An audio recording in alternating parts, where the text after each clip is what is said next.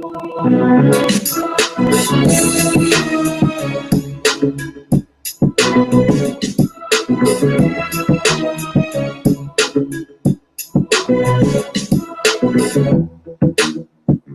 to Office Hours with Dr. G.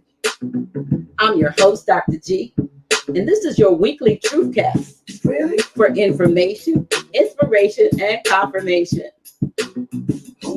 Tune in every Tuesday, 8 p.m. to 10 p.m. Eastern. Yeah, that's me. Streaming live on my Office Hours with Dr. G Facebook page and our official House of Reawakening Minds YouTube page. Why don't you press that thumbs up and share this video right now so others can share in this experience. A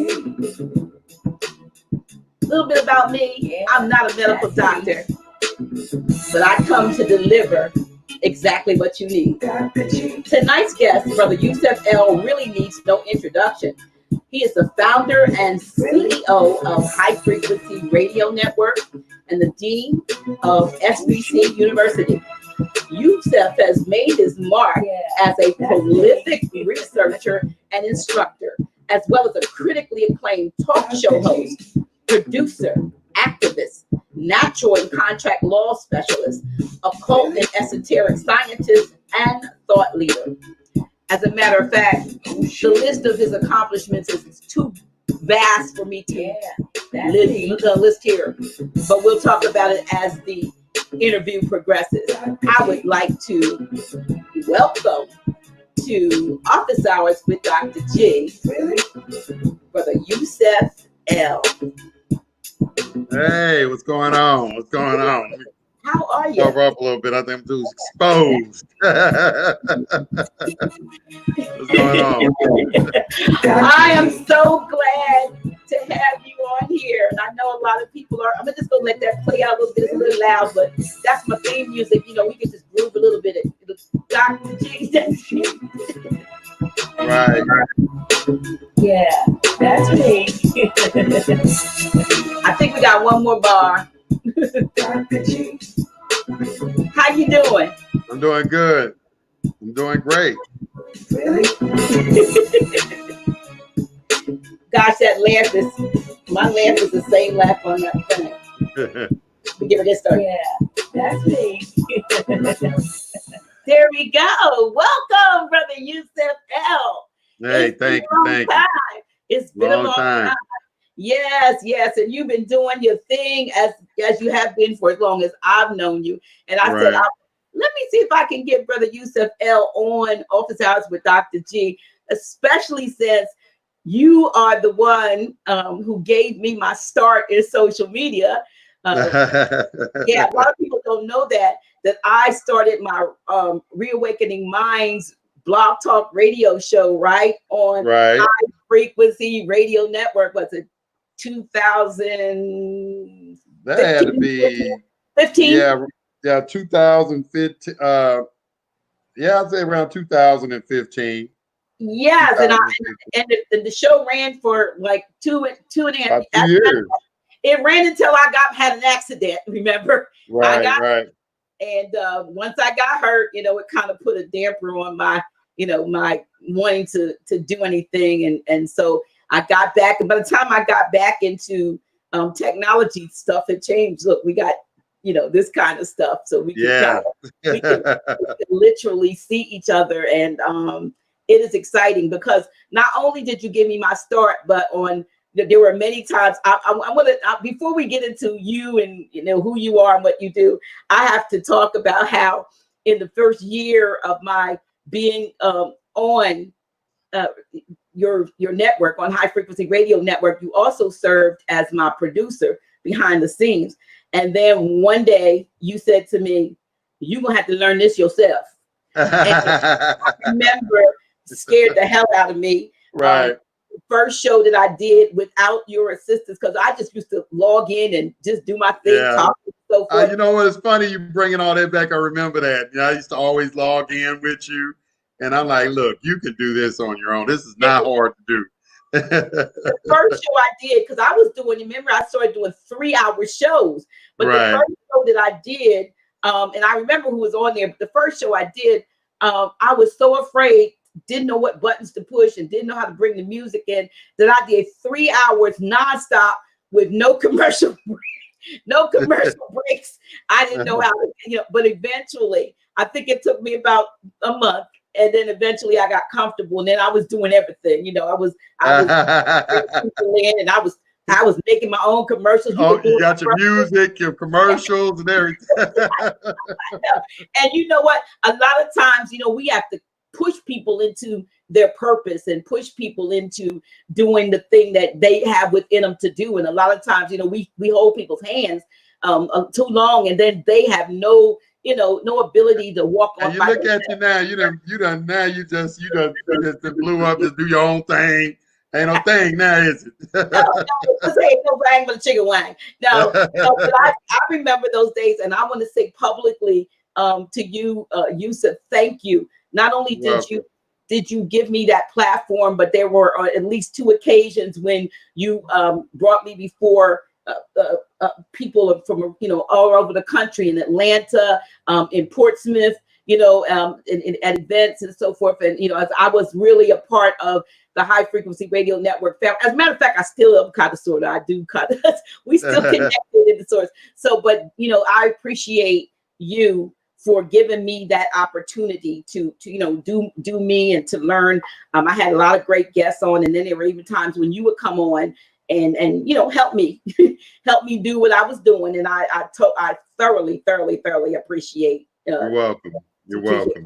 And that's a little historical background, and probably a lot of folks don't know. I never mentioned you, and I don't think you mentioned me, but we know each other very well. Right. We have a mutual.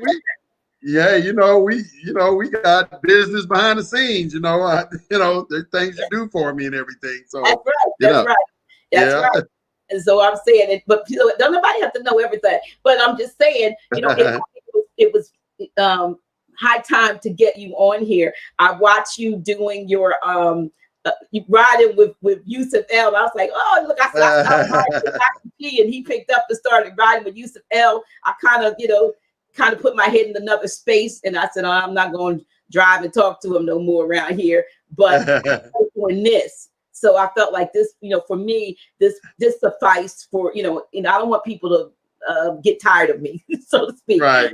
So I did the ride with Yusef L. This on, because like when you're driving in your car, there's nothing really to do. I'm like, hey, I might as well, this is a good time to live stream. I'm driving.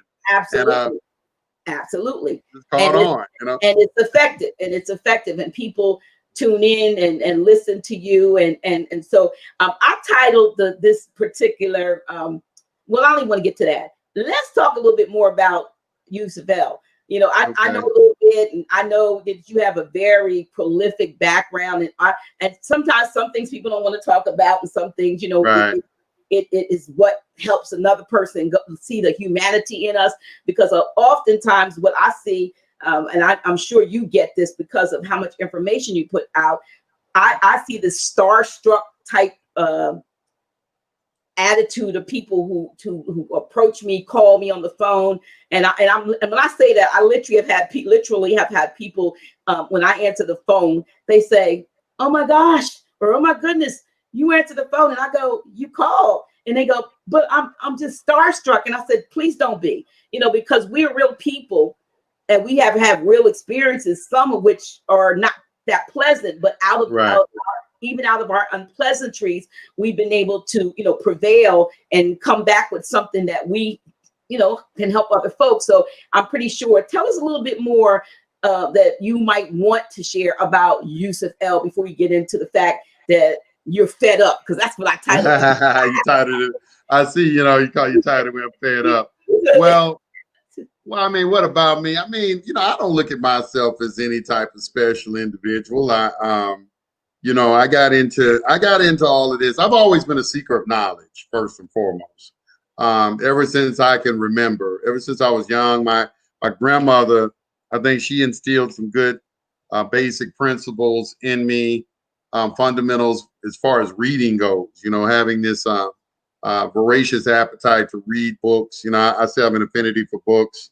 I collect books, and so just reading and so forth. And I got into some trouble with the law some years back, and I got fed up with that. I got fed up with being afraid, and just seeming like that.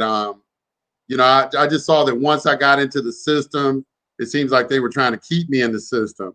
It seemed like they were making up stuff to keep me in the system. I didn't mind, you know, doing time of being in, getting in trouble for something that I really did, but then it seems like they were start making up stuff, and that is what got me fired up, and to a point where I started reading and studying on my own.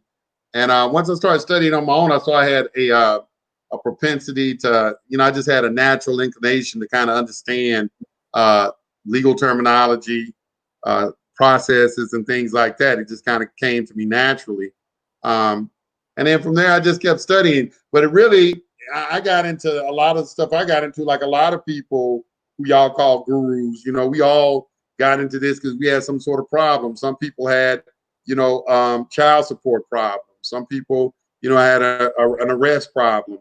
But a lot of times, a lot of people don't become interested in something until they have some sort of issue in their life. And I'm helping people right now with some issues in their life with real estate foreclosures and things like that. Real estate foreclosures and things like that. So, you know, it's, you know, as far as me, I just look at myself as a regular guy. I don't really think there's a lot special about me other than the fact that I will do the research. I will look into things, and you know, and hey, I just speak my mind. I mean, you know, if anything, that's what made me. I've always had a business side of me as well. I've had a couple of business. Every business that I've been involved in has made me some money in some degree. And you know, I got an online university, SBC University. I just hired some customer service reps to help me out with that because it's grown beyond my control. I can't really control it the way I want to. I had to bring in people now to assist me with it. But that's about it. You know, I'm from Dallas, Texas. I'm originally from Dallas, Texas.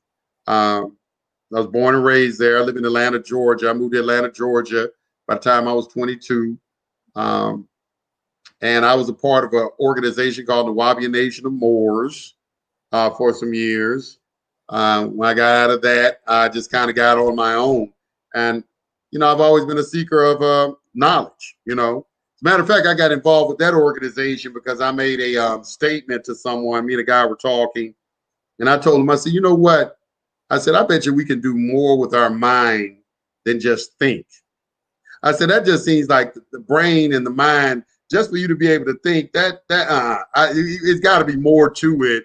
Because some people don't think at all. You know, I have hardly no thoughts or anything like that. So I'm like, now it has to be something. There cannot be any limits. And we're talking about vibratory frequencies and alchemical processes where you can change things by changing the vibratory patterns in it. You know, I just start thinking, and I'm like, you know, the possibilities are endless. And that led me on a trek. I got, you know, studying the ancient mystic order of Melchizedek, things like that. And that got me into the esoteric side of information, studying, you know, what I call natural law, or the real laws that regulate everything in the universe, that actually give order to the universe. And I'll name those for you. They are mentalism, correspondence, vibration, rhythm, polarity, cause and effect, and gender. And once you master those things, you can have a conversation about with anyone in any religion about any subject, because all of the religions all come from one point, because there's only one creator. So there's only one truth. There's not multiple truths or anything. There's only one. A lot of people have you know, turned the truth into different things like gold. You can make gold into a bracelet or a necklace or a ring or whatever, but it's all just gold. And that's the same thing with the truth and different religions. And well, I'm not going to say theology. You know, you got different you know, beliefs on that, but different religions and things like that. But when you really study them on a when you understand the principles that govern all of them, you can see they're all talking about the same thing. But that's a little bit about me. I hope I covered everything. Well, no, well, I'm glad that you got into and spoke about, you know, your background with with regard to your studies and your esoteric studies, and you mentioned, what you said, the 7 Hermetic principles and so forth. And that's some of the stuff that, even when we did shows together, radio shows on Blog Talk, we got more into the metaphysical aspect of things. And I had a conversation with a brother, Brother Troy, but he has another free national name, but he knows if he's listening, he knows I'm talking about him today. And he was a little frustrated because he's a brother who's studying more science and so forth, and has probably been into it for the last maybe couple years, and has become frustrated because he's been trying to take what he believes and give it, thinking that it's so valuable. And I'm not saying it's not, but to say that it's valuable to him, but the people that he tries to give it to don't see the value in it, and he's becoming frustrated. And I said to him, you absolutely cannot be frustrated with that, because I realized that when I first came into some level of knowledge, it wasn't anything about more science what woke me up. I was a pastor, an apostle. I was pastoring a growing ministry church, and had some so forth. People knew me, and I had an out of body experience that woke me up and brought me to another place. So initially, it had nothing to do with being a more or anything. It just had something to do with that there was more. You know what I mean? There was more to what we call life than even the spiritual side of what I had gone and gotten a doctorate degree in. And I felt later on, like that scripture that allegedly that Paul says that I count it all as dung. I started, looking at the stuff I learned and like, this stuff is crap. And then when I allowed the universe, if you will, to begin to download into me truths, I started not only getting the witness on the inside, but I also started interacting with people like yourself. I don't even know how we met. You know what I mean? That's a good question. That's a good question. I don't even know. I don't even remember. Oh, yes, I do. Yes, I do. I do remember Brother Paul Savage L. Oh, Paul Savage L. That's right. Yeah, that's right. What that happened? Brother Paul Savage L. You all had started High Frequency Radio Network, and it was basically you all. And he came to me one day and he said, Dr. Naila, he said we need some feminine energy, and I think that divine feminine. If you were, I was like, I can't do it. I think it was almost a year before I actually agreed. He used to talk about you. Like, have you talked to Brother Savage L? No, I haven't. No, I have not. No, I haven't. I'll be very curious because we did start. I did not start this by myself. Right. I have to give that brother credit. We started it together, and it was a funny thing it was a funny story how we started it. I was a guest on a blog talk show. Don Nicoleon, that's her name, and I was giving peace to Don Nicoleon, and after being a guest on that show, I kind of caught the bug a little bit, because she invited me on the show.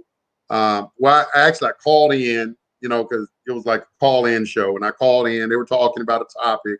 I think they were talking about the UCC or something like that, and I called in and just started answering questions. They invited me back the next day. It was a pretty good show the next day.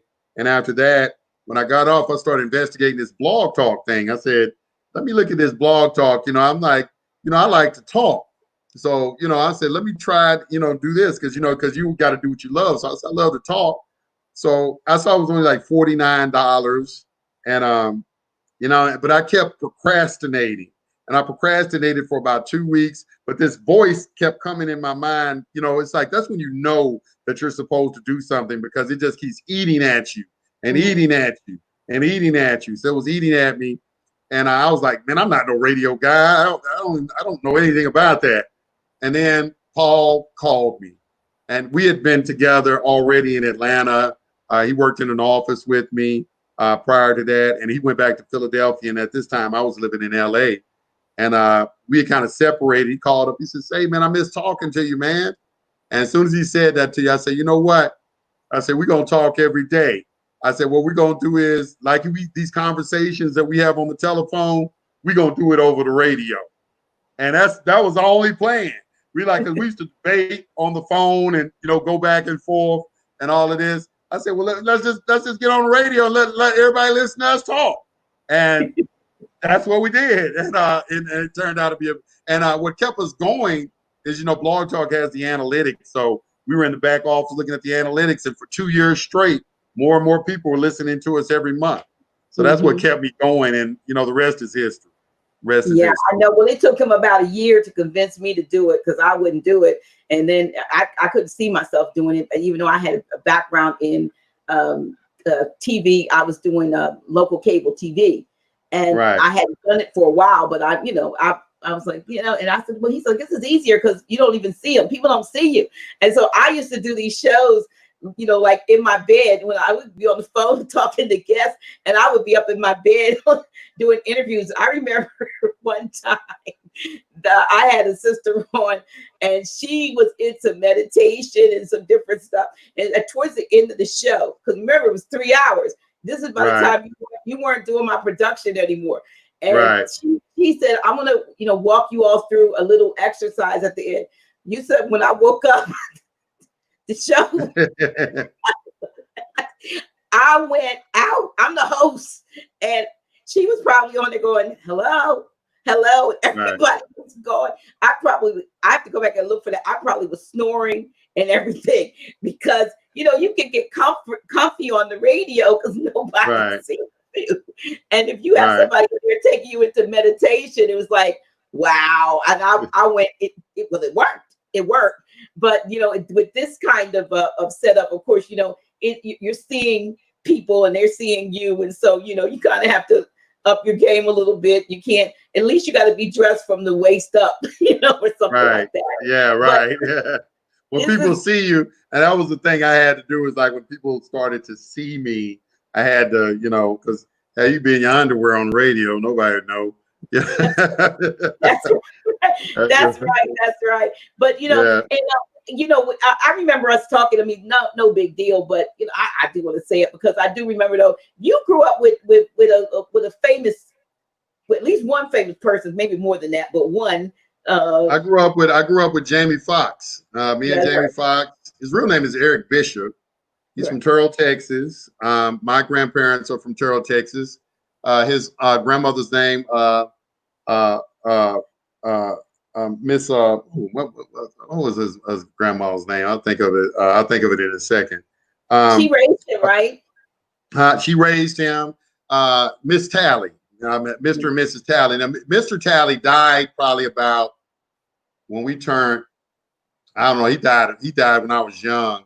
What happened? Me and Eric, we grew up together. We got pictures on Little League baseball team and everything together. I've been knowing him for a very long time. And he was a good dude. Growing up, he was popular. A lot of people knew him. He was the one thing that I remember about Eric growing up is that the whole time we were growing up, he always knew what he wanted to do. He said he wanted to be a star, and he used to get on our fucking nerves. We like, every time I would come over his house, he said, come in. He said, I want you to listen to this song. And the people he admired growing up, when I remember this, was Stevie Wonder and Ray Charles. He would always, that was all he practiced, was Stevie Wonder and Ray Charles song. I think maybe some Commodores, Lionel Richie, and things like that. And I would have to sit there on that bench next to him and listen to those songs whenever I would come to town, because I lived in Dallas, but I would come to Terrell for the summer. Okay. And a couple of times I lived with my grandparents and went to school down there. So we knew each other for a long time. And by the time we graduated high school, I went to go see Miss Tally. If he's watching this, he's going to know what I'm talking about. I'm 18 by this time. I'm about 18. I'm about 18 and 19, and I go to his grandmother's house, and I thought he was going to be there, but he was gone. He had gone, and Miss Tally came, and what she said was, "Eric is not here. He's in California. He's doing stand-up comedy. He's going by the name of Jamie Foxx." And that was the very first time I ever heard the word Jamie Foxx was out of her mouth. I said, he's doing stand-up comedy. I said, and I heard the word Jamie Foxx, and I thought it was kind of like a girl's name. I'm like, Jamie Foxx, why the hell would we pick a name like that? It it wasn't probably a couple of weeks or months after that I saw him on Living Color. Okay, and then I was like, I'm kind of hating on him a little bit. We grew up together. I'm like, damn, this nigga blowing up. But I was kind of excited at the same time because we were competitive growing up. Next thing you know, he was in movies. He just kept blowing up, blowing up. I actually went out to his house. Last time I saw him was when he did Django, and I was at his house and talked to him out in California. He has a home out there. His mother's living with him now. His sister, I met her for the first time. He had a couple of guys that we grew up with. They were there. And he's a good dude. He was always a good guy. He wasn't no punk. And they would fight your ass. You know what I'm saying? He was, he was popular. Everybody was the center of attention. So I tell people all the time, I seen him in the Strip one time. I had some friends and they told me, they said, man, you don't know no damn Jamie Foxx. And we were in the Strip here in Atlanta. It was a club called the Strip in Atlantic Station. And he was doing Lollapalooza and he was there. And he said, and then we just happened to go in there and he was there. He said, you know Jamie Foxx? I said, yeah. He said, well, he's here. He's here right now. Let's see. And I just walked up to him. I said, hey, Eric. And when they called him, like the way I said it, he was like, who the hell calling my name, my real name that way? And but yeah, I mean, everybody grew up with somebody. I mean, we don't talk every day or anything like that. But whenever he sees me, he acknowledges me. I come backstage and things like that. But I don't like, name drop or try to utilize the fact because I knew this guy and everything. I make my own way. But he's a cool guy. He's still cool. He's still the same. And one thing I saw about him, I'll say this last thing. And I'm saying this to people because the law of attraction is real. And as a matter of fact, he put the camera on me when I was in the VIP with him and say, speak to the people. And all I said to the people, I said, dreams do come true. Because I saw him every day, all the time, dreaming of being a star. Mm-hmm. And see, people think that shit just happens. It don't happen. I mean, I'm talking about ever since we were like 5. I've been knowing him since I'm like 5, 6, 7 years old. And he only wanted to do, he played piano for Bethlehem Baptist Church in Terrell, Texas. He played the piano. And and that's what I always admired about him. He played the piano at such a young age. He was very good at playing the piano. And my grandparents tried to get me to play the piano, and I didn't understand the importance. I didn't keep going and playing the piano, but he was a person that he always knew what he wanted to do, and he's doing it right now. He's doing it. He always knew what he wanted to do at a young age. Well, and even when he played in Ray, I was tripping off of that. I'm like, damn, this dude admired Ray. That's all he did is play Ray Charles songs growing up. Now here he is getting to play him in a movie. He idolized, Ray Charles and Stevie Wonder and all those guys because they all play piano and they sung. And so, that was a thing. That's all I can say about it. I mean, yeah, I know him very, very well. All the people we grew up with and everything. So. Okay. Well, listen, I'm gonna get a little bit controversial. You don't have to answer me because I don't want to mess up nothing, but I still gotta ask. I still gotta make the comment. Even though we know people and so forth, and I'm glad. There's a whole bunch of information out there about people who aren't the real people and they're cloned and they're this and they're that when they get out there. But when these men, when they have to do when you first saw him, he's in Living Color. Well, that was where he started had to be Wanda or whatever. Right. And we hear a lot of things about, Let me interrupt you. Because I think I know where you're going with it. About what you have to do to make it in Hollywood. Let me just say this, okay? I did not. All I knew is when we were growing up, Jamie Foxx was a real ass nigga. Okay, he was a real nigga. All right, wasn't nothing unusual about him or anything like that. He was a real dude. Right. If I wasn't there in Hollywood, I was not around him in his progression on his rise. I watched it from afar. If he happened to be in town, I remember he came and did at the Fox Theater, did a a show, and he let me come backstage, and there was a million damn women back there standing in line waiting to get with him. I mean, that right there blew my mind too, of what women will do, you know. But Right. you know, I can't answer no questions like that. You Oh, know? I don't expect you to answer. I really don't expect you to answer because, as we used to say back in the day, my parents were, I'm not. You weren't the pillow nor the post, and so you Right. don't know. But the thing of it is, we hear a lot about how it's difficult for our men in to get into show business, so to speak, because of those that are seemingly in control, and that they have sort of they have a pattern that has gone for many years of emasculating our men, not even Right. our men, just men, period.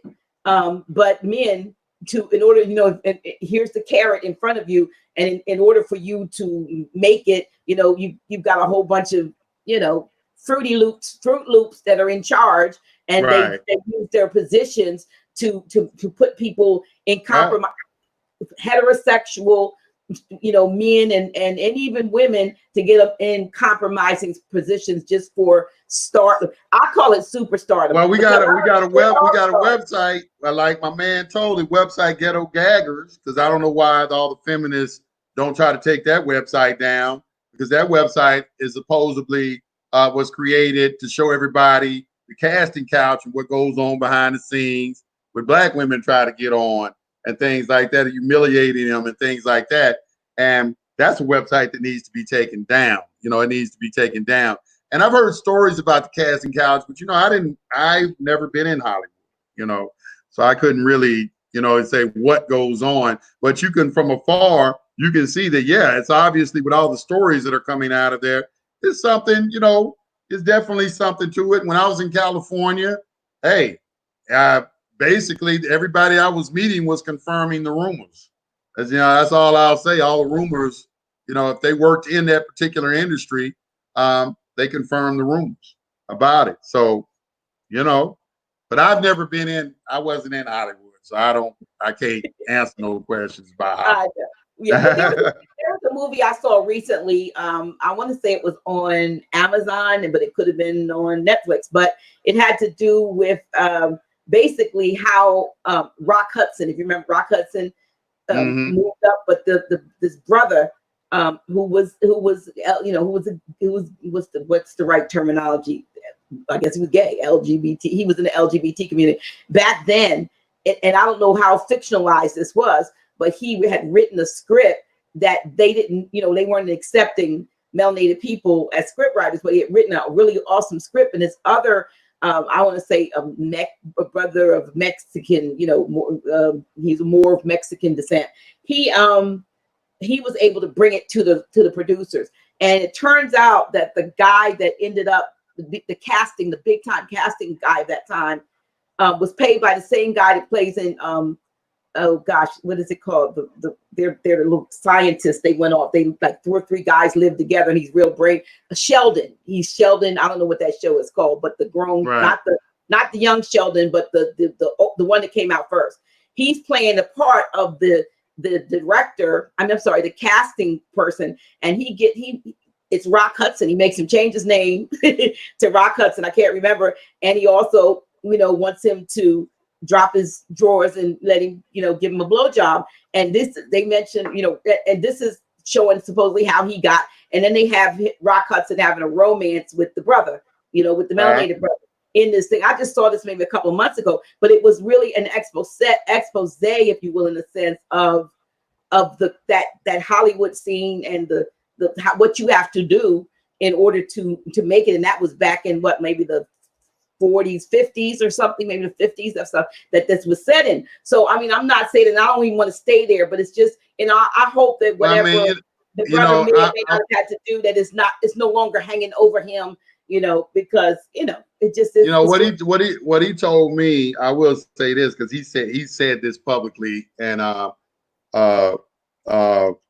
but prior to saying it publicly, he told me, he was kind of like partying real hard and things like that. And he said Oprah Winfrey came to him and said that they had selected him. They were going to select him to be the next front man for the people, and that he was going to have to stop doing a lot of the things he was doing And she called. He said how he told me is she called him on the telephone. He was he said she just called him out the blue. Just called. Hey, Jamie Foxx is Oprah Winfrey. I'm sending a limo around to come pick you up. Came, picked him up, took him to a house. It was Sidney Poitier, Oprah Winfrey, and Quincy Jones was there. And he based, and this was right. I think this was right before he won the award. And they told him, hey, you're going to have a different status right now. But I never saw anything personally. However, I can say that yes, I think a lot of that goes on. Hollywood is a real weird ass place, it makes sense to me when I look at everything. What I see, since we calling this fed up, what I see what's going on is this one ethnicity that is controlling everything. Okay, they control Hollywood, they control rap music, they control all the music, they control banking, they control the media. Because when you look at CNN, everybody on CNN is Jewish. Jim Acosta is Jewish. Einstein was Jewish. The lady who made Planned Parenthood is Jewish. Anne Shushank, who is over the CDC, the principal director of the CDC, is Jewish. I mean, everywhere I look around, I'm seeing one group of people. Donald, what's his name? Donald Marshall. He was discussing the cloning centers. He said the majority of people there are Jewish. I mean, every time I look around, there's one group of people that are running everything. I look back in Germany and I read Mein Kampf with Adolf Hitler. He had some things to say about the porn. The porn industry is controlled by the Jews. Okay. You got one group of people. Now, when I raise this up, when I start talking about this, right? Like, you see people get nervous and scared. They start just for you telling the truth. It's like anybody can verify what I'm saying. Judge Judy is Jewish. Maury Povich is Jewish. What's the show that everybody go on there and act? Jerry Springer. Jerry Springer is Jewish. Okay. When I look around, everybody, they're making us look like fools when you talk about Hollywood. Okay. Hollywood, I call it. When we look at these shows, what is this Basketball Wives? They on there fighting and making our women look crazy. You don't see that on them doing that with their people or anything like that. You know what I'm saying? So I could talk about the whole sphere of it, from the type of music that's being fed to us. All right, all of it. It's a group of people who are controlling. Ice Cube just sent out a tweet talking about it, and they blasted him. One of the players for the Philadelphia Eagles mentioned it, and they blasted him. So anybody who says it, you're going to get like censored or something like that. But I just happen to notice that Donald Trump seems to be going against this group of people. All right, this group of people right here, it seems to be at odds with them when he keeps saying fake news. Okay, he's saying fake news. Well, who owns these news channels that he is talking about? Who owns CNN? Who owns MSNBC? He's calling all of them fake. Fox is the only one that's not owned by one of these individuals. Is that the reason why Fox News seems to give a different narrative than all the other media channels out there? Okay, I the things I'm talking about is it seems like it's very simple for somebody to see. If all you got to do, Jim Acosta, he comes on there all the time berating Trump, trying to make him look bad, and he's Jewish. 85% of Jews are Democrats. How about can we call them so-called? Can we say so-called? Okay, yeah, so-called. Well, y'all. Let's say this. I like what this sister said to me, because this is one thing I don't have an issue with. If you want to be the true Jews, then you have 613 laws that you got to live by. Now we have the Hebrew Israelites. I'll give them props. If you're a Hebrew Israelite out there, props to you and everything. But people will try to take on the name and say, I'm this, but you're not living that life. Okay, at least they are attempting to abide, because they got the Torah and the Talmud. You know what I'm saying? They operate a lot out of the Talmud. But the thing is like, at least they trying to do it. We give lip service to a lot of different things. All right. You know, we're concerned about what we call ourselves.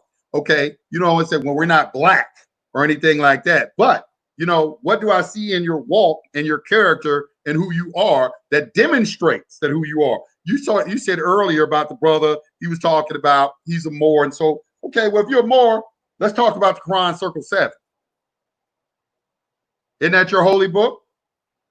Okay. A prophet brings a holy book. A prophet brings a book.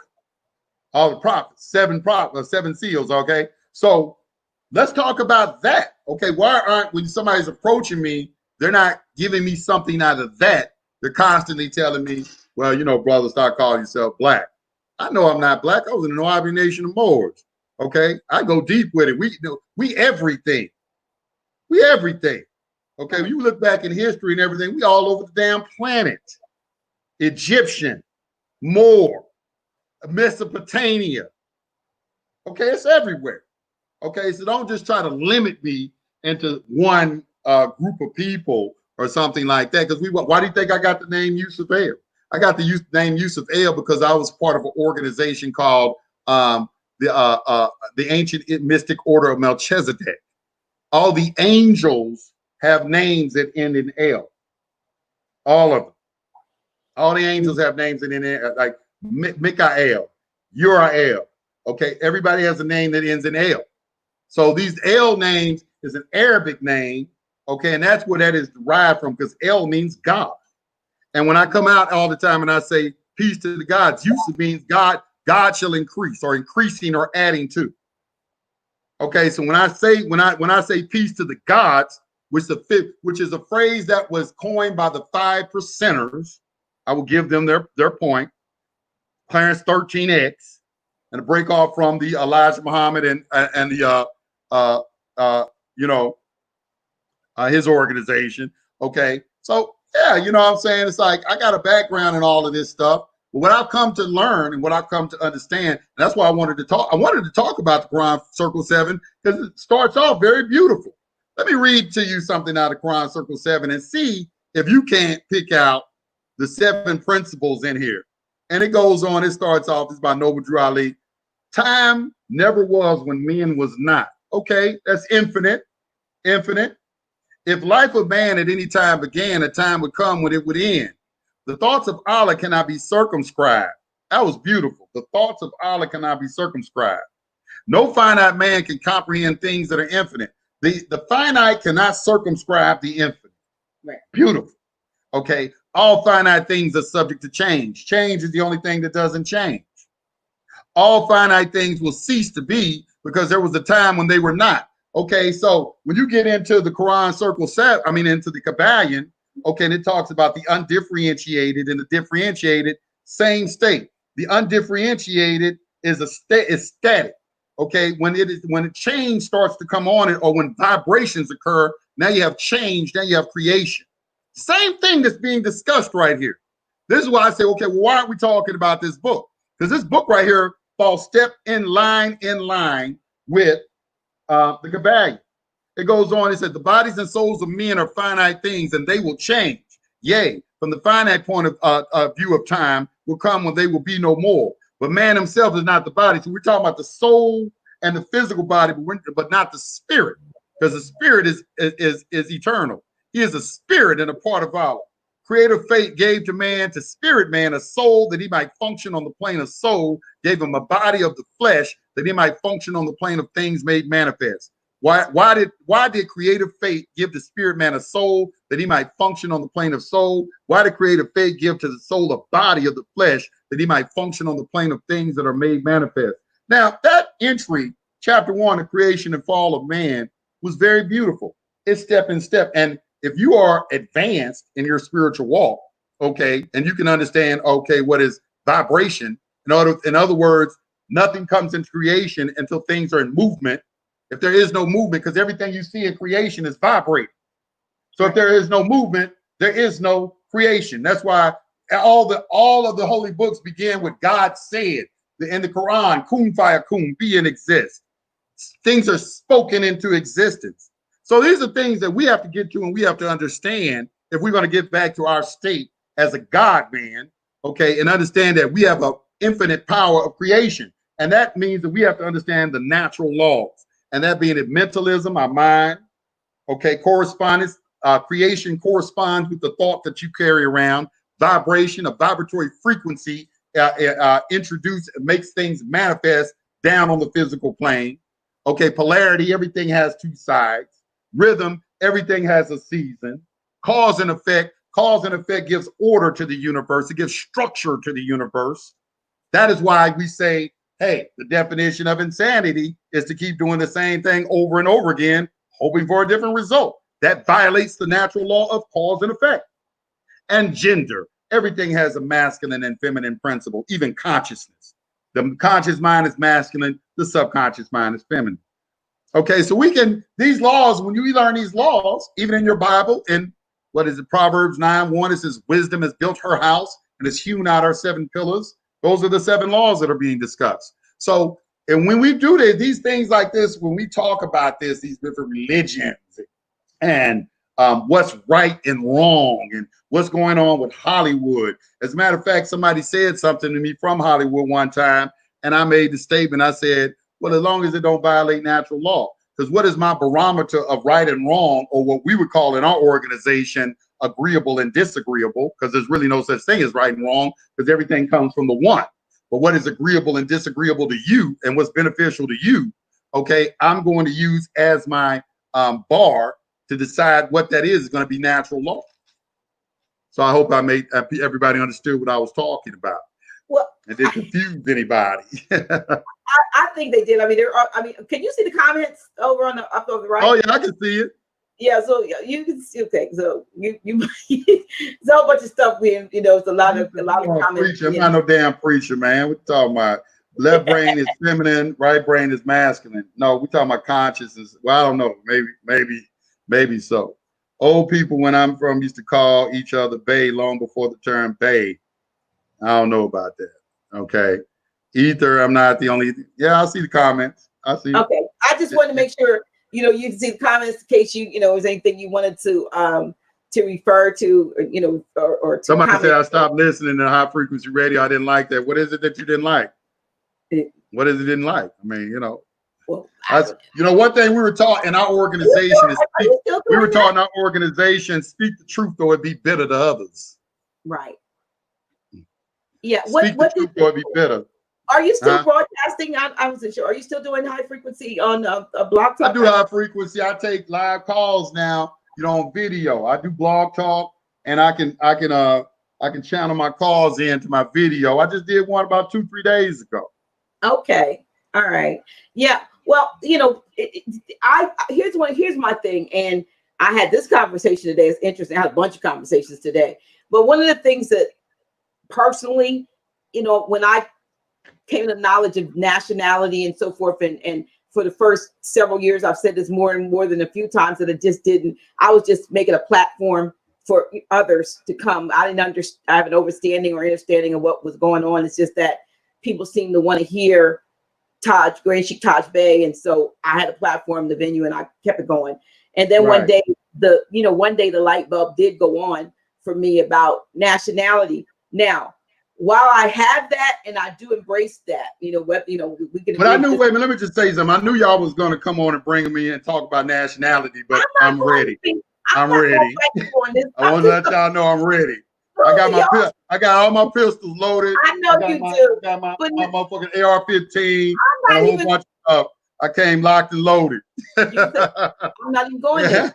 I'm actually going to the place that while I did grasp on, embrace my nationality and birthright, whether you agree with it or not, what I do realize is, what I feel is, and personally, that a lot of people become so all consumed with the nationality part of it, the birthright part, after they've got it, that nothing else matters to them. And we have, in the wholeness or fullness of my existence of why I came here, there's other things. So, we click on the metaphysical vibe and the esoteric vibe, because that's a place where I found myself.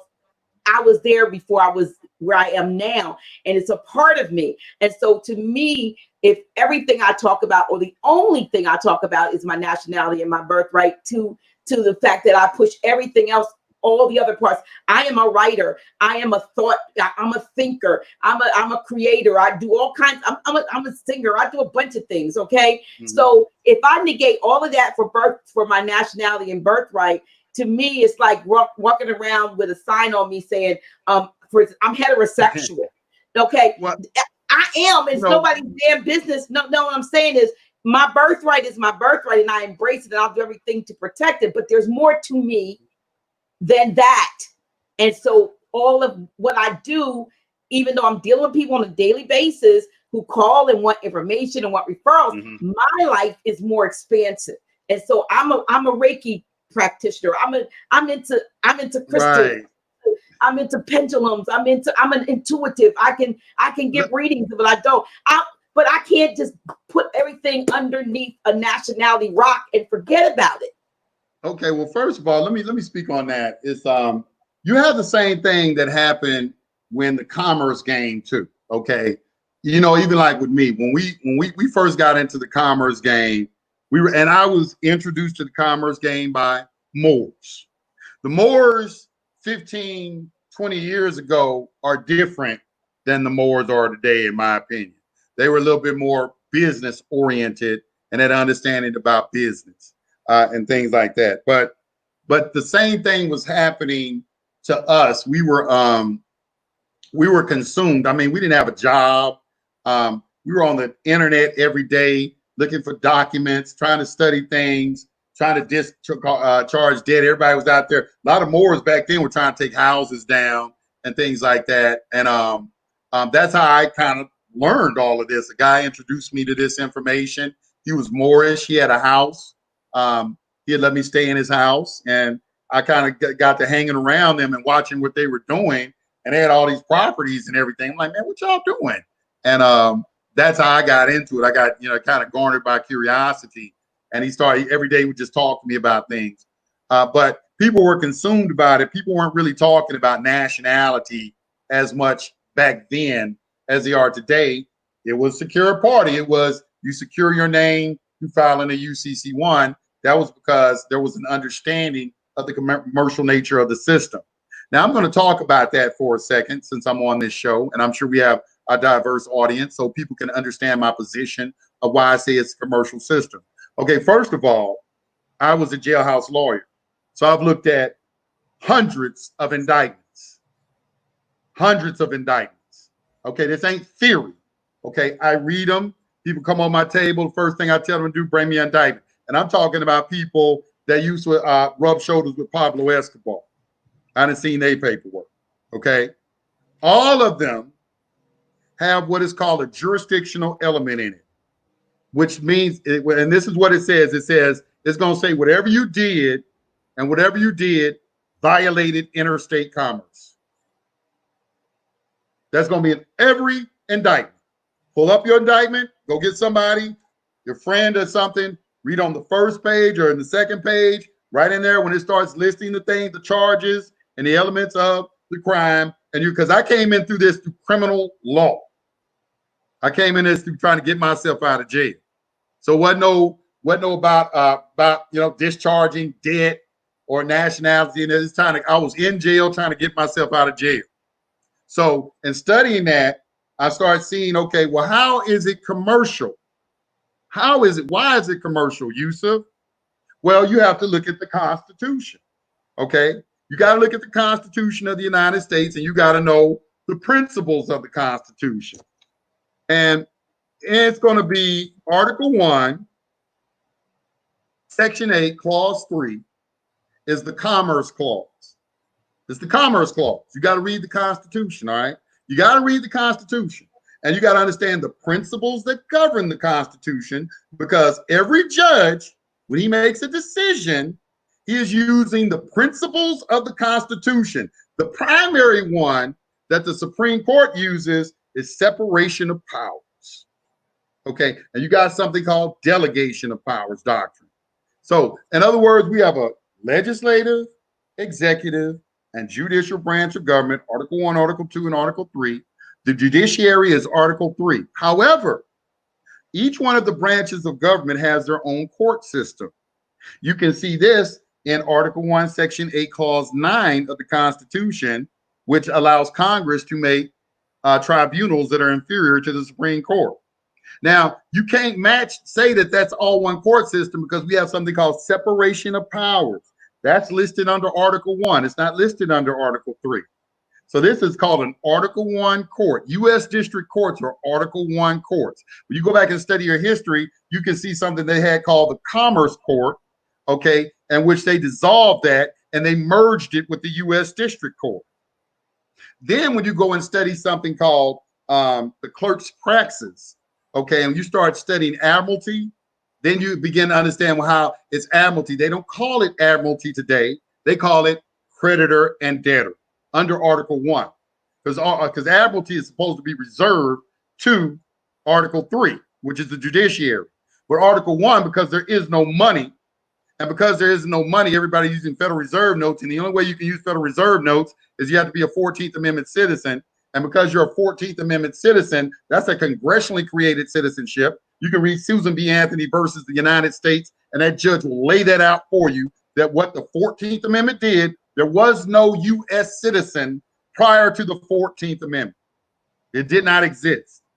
So the Congress created the 14th Amendment. Congress also created the U.S. Supreme Court, not the United States Supreme Court. There's a United States, there's a Supreme Court of the United States of America, and then there's a U.S. Supreme Court. Everything Congress creates, they put U.S. in front of it. U.S. citizen, U.S. Supreme Court, everything is U.S. U.S. Postal Service. They put U.S. in front of everything that they own. So there is a difference. And that was created by the Judiciary Act. And when you go back and study your history, you will see that George Washington was questioned by the original Supreme Court justices. When you get a Constitution analysis interpretation and you go and check down under Article 1, Section 8, Clause 9, okay, and you're going to see those justices are questioning them, because what they did was they got the judges wearing two hats through what is called delegation of powers doctrine. They give an Article 3 judge the power to come and sit in Article 1 court. And this is what is confusing to everybody. But Congress don't have no power over real criminal actions. Congress only have powers over commercial guns. Let's talk about guns for a second. I'm helping somebody right now. They got convicted felon with a gun, looking at 15 years. I'm reading the indictment, first thing in there. You know what they said? They said, well, how did he get jurisdiction? Because what it was is he murked somebody, okay, and it was self-defense. He got off on the state, then the feds picked it up. And I'm trying to see, well, okay, well, what gave the feds jurisdiction? And when he said it was a gun, I said, I bet you it's going to say that gun was manufactured in another state and went across state lines. Sure enough, that's what it's in there. Violated interstate commerce. Not my first case seeing it like that. They're going to have something in there that is commercial in nature that's governing their jurisdiction, because there's nowhere in Article 1, Section 8 that gives them power over common law crimes. So it's just commerce. It's all commerce. So what you're saying is most of the time when people are indicted, they don't even really fully either read or fully understand the nature of the indictment that puts them in the jurisdiction to be indicted. Because it's don't, because it's intentionally confusing, because you usually go get an attorney, and an attorney is never going to help you. He's not going to file any paperwork for you. He's just going to lead you by the nose down a road to where at some point he's going to try to get you to take a plea. Okay, and once you plead, a guilty plea kills all known and unknown defenses. It kills all known and unknown defenses. So once you take a guilty plea, you pretty much ass out. You know, that's the thing. So, and if you try to fight, and because a lot of people want to challenge jurisdiction, well, challenging jurisdiction is an option under certain circumstances. I do advise people to challenge jurisdiction, but not initially, not at the beginning. At the beginning, the reason I don't tell them to challenge jurisdiction is because it is a commercial matter. And because it is a commercial matter and it's admiralty, it is a debt collection. Admiralty is about creditors and debtors. Right here in Georgia, we have OCGA. Y'all can pull this up right now, 1711-1. which tells you in a criminal crime, when you were convicted of a crime, they put a lien against all your property. It says all your property. The only thing that can govern all your property is your social security number, because that's what they track all your property with. So obviously they're putting a lien against your social security number. Once you have a lien, you have evidence of a debt. That goes into Title 18, which is creditors and debtors. Once you go into Title 18, you can go down into Section 4, and it's going to show you what a bond looks like, how you have to put in a bond, and everything in admiralty deals with bonds, creditors and their bonds. And the reason you're dealing with bonds, because there is no money. When I say there is no money, there's no gold and silver. Please don't be stupid and say, start talking about Federal Reserve. Federal Reserve notes is not money. Federal Reserve notes is a medium of exchange. Federal Reserve notes is called money of account, right? Because in this system that we have right now, we are doing what is called offsetting debt. Every day, the books have to balance. To operate in a system that has no money means that the debts owed, creditors and debtors have to zero out the balance. So nobody owes anybody anything. And as long as you have a system like that, you don't need any money. It's really an ingenious system when I think about it. When I look at it, it's really ingenious how they put it together. But go ahead. I want to cover just a minute because there were some comments, and here's one. It just says that, here we go. This man cannot grasp the fact that these Albions have no jurisdiction. Period. Okay. Well, first of all, don't come to me with that. These Albions, because they got a case called. They got a case. Let me pull it up to you. It's called title by conquest, and this is what you can't understand. You can't understand that these Albions came and took this shit, and that is the elephant in the room. That's why y'all sound like punks to me, because y'all running around talking about what's yours, and these people took this shit from your ass. And I got a court case, and since you want to bring it up, let's read what this judge had to say about what you're saying right now. It's called title by conquest, okay? And they make it very clear that the title to this land, they spilled blood to get it. So I don't understand what you're talking about. I don't think you understand. You don't think I looked at all that stuff that you're talking about? I can go into what the Washita is talking about down in Louisiana. You got the heirs of Henry Turner. They're going to show you the case in 1848, but they ain't going to show you the 1851 case when it got overturned. You want me to start talking about that too? Because I got all that paperwork too. They did a UCC administrative process and defaulted out and didn't ever take and get no enforcement on it. Got all the paperwork on it. I'm not talking out the side of my neck, brother. I'm talking about things you don't know. But you're talking, doing this 15 years. You ain't saying nothing I ain't heard 50 million times already. 50 million times. You probably just regurgitating something you heard. As soon as y'all start talking about these Albions and you start talking about racism, no one wins the racism. I'm left racism. I was in the Wabi Nation of Moors. I was a follower of Dr. Malachi New York. We was the black is black. We talking about devils. They devils. I came through that organization. What are you talking about? Nation Islam, everybody like that. Okay, I didn't move past that. You obviously have not grown. You're still in a religious state. I'm no longer in a religious state. I left the religion. I'm not in religion anymore. And I'm not into racism anymore. Because every time you talk about white power, you give power to white power, because the law of nature says anything you think about and you talk about all the time, you empower, you make it grow. You're making it grow.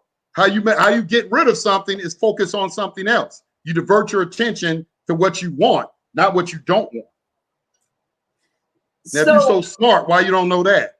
So when somebody said that you're talking color of law, because you're talking, it's just going around word color of law. Okay, you're talking about the real law is I started off with natural law. Because the real law is something that don't change. And the only thing that don't change is natural law. That's all I'm talking about, real law. Yusef, what are you talking about? Yusef, how do we get to the place where we are operating under real law, natural law? How do we get back to that? How do we? You got to start studying it. You got to change the way you think. All right. The first law is mentalism. So your mind governs everything. You are God. Nothing comes into your space unless you invite it in your space by the constant thoughts that you keep in the forefront of your mind. Okay, now, there are people who don't believe this, and this is why they don't have money. This is why they don't have wealth. This is why they don't have business. This is why things not going for them. They mad and they want to blame the victim. They got a victim mentality and they want to blame somebody else for their condition that they have instead of taking responsibility for their condition. Okay. These are the laws of nature. Okay. The law of attraction is a law of nature. It's a vibratory, like attracts like. So if you're putting whatever you put out into the universe, it comes back to you. So if you put it out into the universe, these Albions, they devils, they took this from us, they raped us and everything. You keep on doing that, you ain't doing nothing but making it grow. Okay, you got to. I'm not even thinking about that. What I'm thinking in my mind is my people having a state to themselves. There's a brother right now trying to take the state of Texas. I see us in houses. Okay, I see us in communities of our own. I see us with our own police force protecting us. I see us getting our water out of the ground, our own farming system. Okay, this is what I see. This is what I focus on. We trying to sit there trying to school me on Albions and things like that. Get the hell out of here with that, man. Don't get me started right now because I can go in. I really can go in. For real, I go in now. I know you can't. Listen, I know you can, my brother. I know you fed up. You fed up, and so I'm gonna switch gears a little bit because just because I can. We were talking the other day, and we were talking about even with this so-called Black Lives Matter movement and how I'm gonna just call us melanated folk are getting on the bandwagon when this has absolutely one, nothing to do with us. Two, it is seemingly run by people whose aim and goal is to destroy the family structure. Literally, the melanated family, if none others. We think that this is supporting those who have been shot or unlawfully wounded or imprisoned, when this is a front for Democratic Party, donations and run by George Soros, and a group of LGBT. Another Jew. Yeah. Another Jew. Well, yeah. So go ahead. So people are running around with, I Can't Breathe and Black Lives Matters T-shirts and hats and so forth on them and running this particular chapter and so forth, but they're really not connected to the headquarters that is very, very political and very, very subversive. Well, the Black Lives Matter movement was started by 3 lesbians. One of them, her name was Schwartz before she got married, which is Jewish. And George Soros financed it, which I had a question of. My question was, okay, here's the thing. Okay, because it really ain't about Black Lives Matter to me is just a distraction. It's really not the important thing. What I don't like what's happening with my people is we're getting used. I would advise everyone, you don't have to listen to me. I would advise everyone to go listen to an audio. It's called Rabbi Finkelstein. It's on YouTube. Okay, it's about an hour-long audio. He lays everything out for you. Okay, he lays everything out. I got a video of Jews over in Israel. It's on the internet. Okay, where they stated, okay, this is their words. I'm not paraphrasing anything, that when the Messiah come back, okay, all these people, what they call non-Jews, the Goyim, okay, they're going to have 28,800 slaves apiece. And he said, basically, we're already their slaves because we do all the work. They don't do any work. Okay, they do all the work. We do all the work. We pay mortgages. All right, they get 3 houses for every house they give to us because we can't buy a house cash. Same thing with the cars and everything like that. We already they slave. You just see how they just shut down the entire world. The only people who can shut down the businesses like that are the Jews because they own most of the businesses.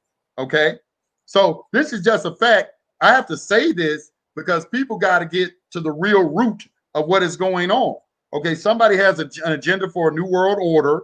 You have to go and study what that is, all right, and see where the power lies. The person you can't talk about is usually the person that got all the power, all right? And this is what's going on. You start investigating the people that's coming out, and they telling you the Jews came with socialism, okay? Franklin Delano Roosevelt. Franklin Delano Roosevelt had 72 Jews in his cabinet. 72. Rahm Emanuel. Okay, I can keep going on. Obama, when he nominated Merrick Garland. Merrick Garland is Jewish. All right, he tried to get him in. We would have 4 Supreme Court justices, all Democrat, all Jewish, all against you having a gun. Okay, and the Republicans blocked it and put in Kavanaugh. Then Dianne Feinstein, Jewish, came with the allegations against him on the day of his confirmation.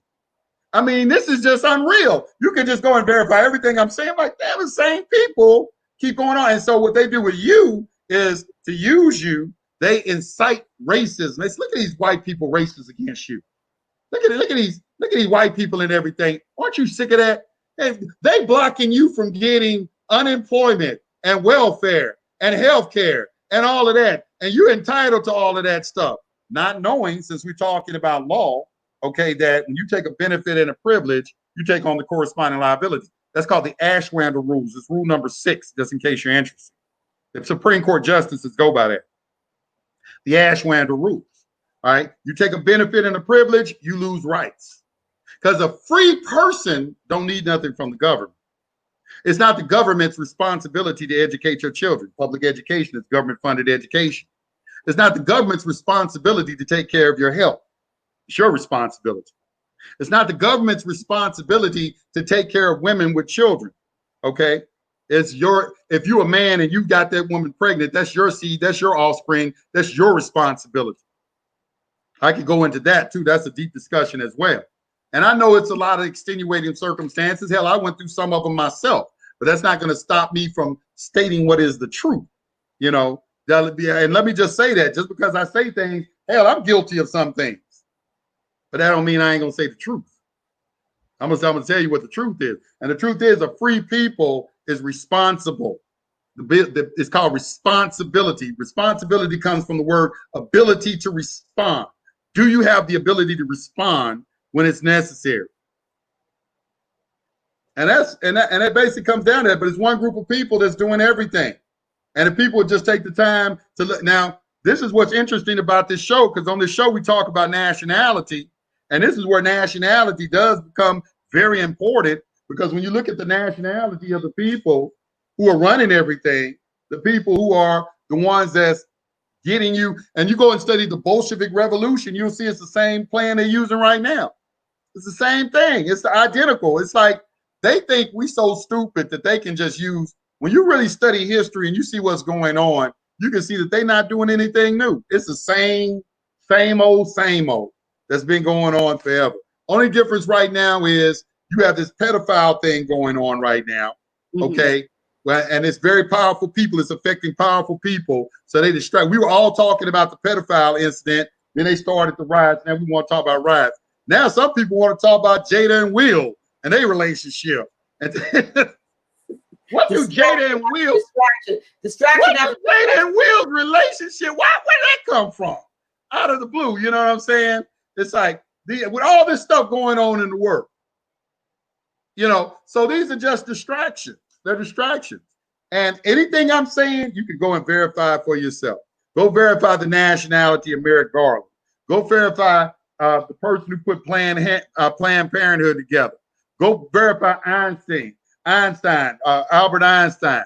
Go verify Charles Darwin. You say y'all came from monkeys and shit like that. Go and see, and what you'll start to see, it's like, man, there's some group of people that has been shaping our thoughts and getting us to think a certain way about ourselves, about history, about everything. You're right. I'm just the messenger. You don't have to believe anything I'm saying. You go investigate it for yourself. No. I mean, you have the right, to your opinion, and like I said, mine. I've expressed mine. Like I said, I mean, some people may not like the fact that I said that. I saw some comments when I said something about, I wasn't going to take nationality and put it on top of cover everything that I do and am. But what I meant by that is that I'm a total package. And I came here. See, one thing I do know about myself is that I came here on purpose. I came here for purpose, that I had a reason for manifesting or incarnating this time, and that I have to do all the things. Now, one of the things had to be, okay, maybe to claim my nationality. But besides that, there are other things, whether or not we agree on whether it works or not, or whether it works in the court or not. In my heart, you know, I embrace that. It doesn't change the way I feel about you. You and I, we cool. We're going to be cool regardless, because that's not the kind of person I am. I'm going to be who I am irregardless, but I am more than that. So there will be people on my show that won't be talking about nationality and birthright at all. So, you know, I may not have as many people listening then, because if they think that every time I have an office hours with Dr. G, I'm going to talk about that, that's not true. Because next week I got an astrologer on. You know what I mean? I got other things going on. It's the same thing with me. I've been talking about commerce for 7 years. I'm tired of talking about commerce. I'm tired of, who wants to talk about the same thing week after week after week after week and answer the same questions 2 million times? Oh, even the guys in the comment section, what's your nationality? I got been asked that question at least 3 million times. I mean, see, let me go through the comment section. Let me tell you how many times I've heard. I guarantee you ain't a single question in the comment section I ain't heard before. Starting now, because they'll probably do that. If I go back through this comment section, it ain't nothing I ain't heard before. You know, it's like it's all the same things. You know, same things. You know, what's your nationality, brother? These Albions. You know, it's our, you know, same thing over and over and over again. So my thing is this. Because I get tired of commerce too. I get tired of all of it. I'm into business now. I like to talk about business. I want to talk about real estate. I want to talk about putting things in action. I like to talk about trust. Okay, because that's the big thing. Here's my question. Here's my question to the Moors. Why come the Moors? Okay, you got all these members. You've been in an organization for over 100 years. You incorporated under the Religious Incorporation Act up in Chicago, Illinois. I wonder if some of y'all have read that act and look at Noble Drew Ali's documentation and see that it's word for word coming out of the act. Okay, it's an act. All right. Facts. You know, we talk about where the Quran Circle 7 come from, the Aquarian Gospels. A lot of things I could talk about.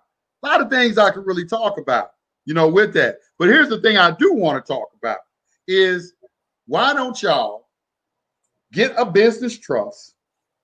Why come the Sheiks aren't the trustees, appointed as the trustees? Okay. And the members of the organization are the beneficiaries.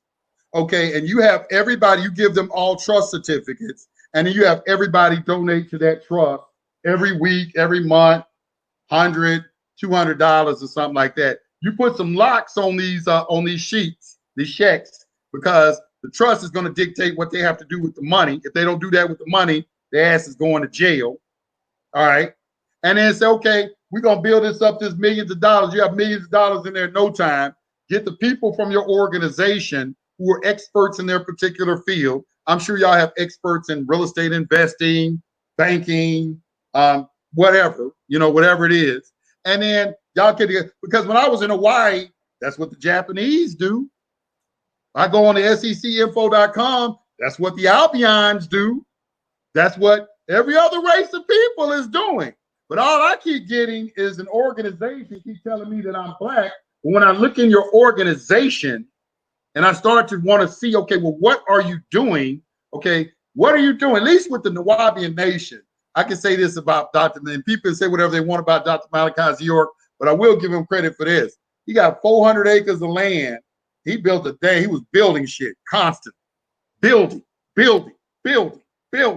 all the time. Every time I went up there on that land, there was something new being built.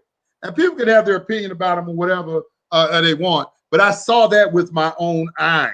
And I wasn't as knowledgeable as I am now, but that's the only thing I wonder about is, okay, what type of action are you taking? Because commerce is a subset of nature. Any inter-exchange between individuals is commerce. Any type of inter-exchange, all right? So it's a subset of nature. So why aren't we, you know, like doing that? You know, you got, you know what I'm saying? It's like, okay, well, you know, show me something. Make me say, okay, you know what, y'all guys are, you know, y'all guys, I see what y'all doing and everything. You're right. I want to roll with that organization over there. But if the organization, all they ever keep doing, every time I see one of their members, the only thing I see from that member for the last 10 years is they say, what's your nationality? You know you're not black. And I say, you know what? When you go back and read under the Nubian Nation of Moors, we got books out there saying we ain't black. We was Nubians at one time. We was Native Americans at one time. We were Egyptians or Mesmerites at one time. We went through all those schools, and they were schools, just in case you're wondering. We had to live that life, not talk about it. And then we ended up as Moor. We have a Moorish constitution. You can get on the internet and Google the Moorish constitution and our bylaws. So we have for our organization, not under the Moorish Science Temple. Okay. All right. So yes, I know who I am. I know very well who I am. Okay. But that's not governing me right now, because what is important to me is seeing my people educated about commerce, because the system you're living in is totally commercial. And if anybody's going to deny that, just walk downtown and sit on a bench for a few minutes.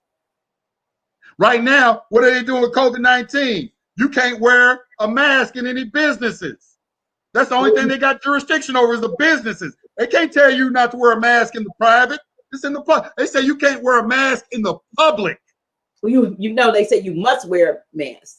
Yeah, I'm sorry. You must wear a mask in the public. Yeah, you got to wear a mask in the public. Public means government. Public is these corporations.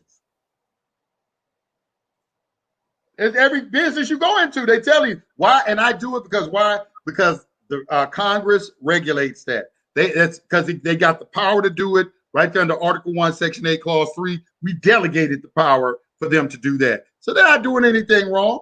All right. But, you know, it's ridiculous. Don't get me wrong. But they got the power to do it. It's businesses that everything out there in the public is running under. Business. Show me something different. Show me something. We got a businessman in office right now. He's trying to bring business back to the United States. And y'all hating them for it. Obama signed a trade agreement. We ain't benefit from it at all. No benefits in the trade agreement at all. This man signing away stuff. We just happy we got a black president, but we don't know anything about business or real politics. We're not really looking into the substance of things. We just have hearing somebody say about change and stroking our ego and things like that, instead of really looking into what's going on. Same thing with Donald Trump. People hating on Donald Trump, but you ain't really looking into it. It's like I could never go for the Democrats, because now that I'm educated, I understand that socialism, okay, what they represent, I couldn't be a part of, because I teach privacy. I teach commerce. So that goes against being a sovereign, goes against socialism. They contradict. It's all in one. How can you be a socialist and then be talking about being a sovereign? So why would I be in that organization? It don't have nothing to do with Donald Trump. It's just, I can't have anything to do with that. That doesn't represent my understanding of freedom and who I am. Just saying. You might want to scroll through a couple of more of the comments. You might want to comment on some of the comments. I don't know if you see anything you want to. Or to keep what you cannot defend. That's true. Or to keep what you can't defend. That's true too. But today, let me talk about that, because they'll say being a sovereign, you need land, gold and silver, and a military. Okay, which, you know, that's another thing, being a nation. You know, it's like, okay, like the Native Americans, they're on a reservation. You know, I got court cases I can pull up where the Supreme Court then told them, yeah, y'all got sovereignty, but your sovereignty is subject to the sovereignty of the United States. You know, the United States can take them people on those reservations. The United States can take that away from them at any time. I'll show you the court cases where the judges spell that out for you. Okay, so you have to understand. That's why I was talking about that case titled by Conquest. As a matter of fact, let me read that case to you. Right, I'm gonna point out some of the salient points in this particular case, and I'm going to put it in the chat so y'all can read along with me. It's on my website, Private Side Solution. I got it on my website and everything. I keep it on my website. Let me pull it up. Now I'm gonna put the link in the chat room. There's the link right there.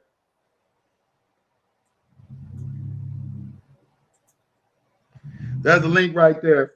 Titled by Conquest. The name of this case is Johnson and Graham Lisi versus McIntosh, Volume 21, U.S. Reporter. All right. And I got the salient points of it already highlighted in red.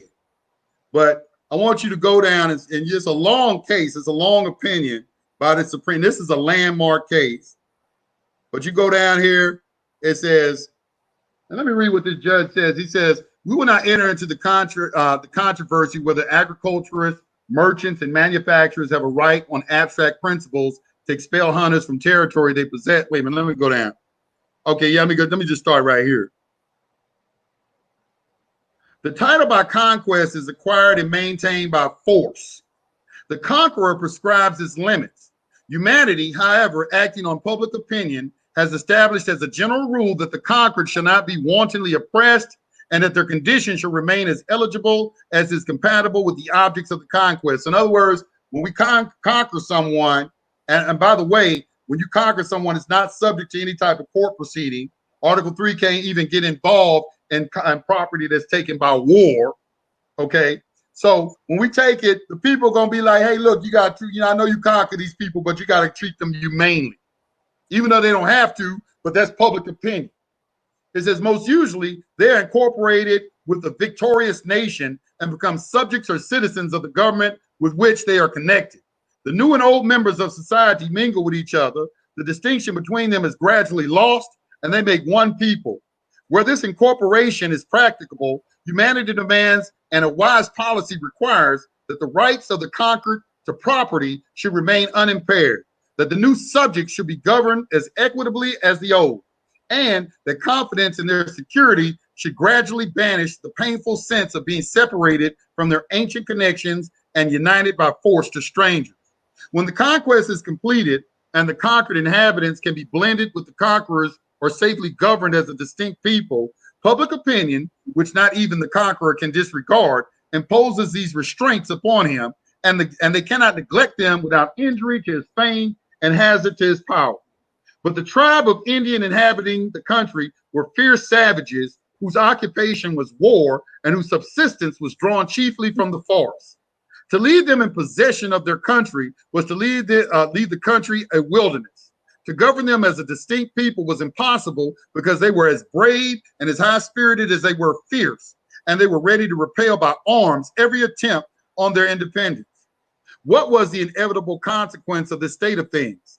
The Europeans were under the necessity either of abandoning the country and relinquishing their pompous claims to it, of enforcing those claims by the sword, and by the adoption of principles adapted to the condition of a people with whom it was impossible to mix and who could not be governed as a distinct society, or of remaining in their neighborhood and exposing themselves and their families to the perpetual hazard of being massacred. Frequent and bloody wars in which the whites were not always the aggressors unavoidably ensued. European policy, numbers, and skill prevailed, and the white population advanced. That of the Indians necessarily receded. The country in the immediate neighborhood of agriculturists became unfit for them. The game fled into thicker and more unbroken forests, and the Indians followed. The soil to which the crown originally claimed title, being no longer occupied by its ancient inhabitants, was parceled out according to the will of the sovereign power and taken possession of by persons who claimed immediately from the crown or immediately through the grantees or deputies. Does that make it right? Does that make wait a minute? And first of all, here's one thing. Somebody said about the victor, something that I wrote in there, to the victor goes the spoils. Whoever seems to be seemingly is victorious historically gets to write the history. And we know, I'm listening to what you said, but that doesn't necessarily mean that's let me put it like this. What it means, I'm gonna tell you what it means. It means that if you go into a court trying to say something, they got a court case. Okay, so outside the courtroom, you can say whatever you want. But when you go into a courtroom, they got what's called precedence, a stare decisis. Yeah, but the thing already adjudicated. Yeah, we know now though that most of, if not much of, if not most of his story is fictionalized, has been reconstructed and deconstructed to make them look like the victor and so forth. So that's the thing we need to figure out how to do. We need to figure out how. I'm gonna give you another principle of law. And this principle of law is the spoken word flies out the window, the written word remains forever. So if it's not in writing, if it's not formally recognized, it really doesn't mean anything. All right, because you're going to have to resort to their courts. And let's not even talk about the United Nations, because the United Nations was created by the Rockefellers. Right. Okay. League of Nations. And right now we're under United Nations rule because they implementing their policies through our government and exacting them on the citizens of this country. They're the ones trying to get us vaccinated and all of that stuff. All of this stuff. Yes, they are. All right. So let's not even talk about them either, because they corrupt. All this stuff they keep telling me, well, we go to the United Nations. United Nations just as corrupt or more corrupt. They was created by these elite and these people. So how do, knowing what you know about how it operates in public versus private, how do our people, whatever we call ourselves, how do we get ourselves out from under the tyranny? It's very tyranny. So how do we get ourselves out from this tyranny without, how do we put them in their proper place, you know, and I got it. Okay.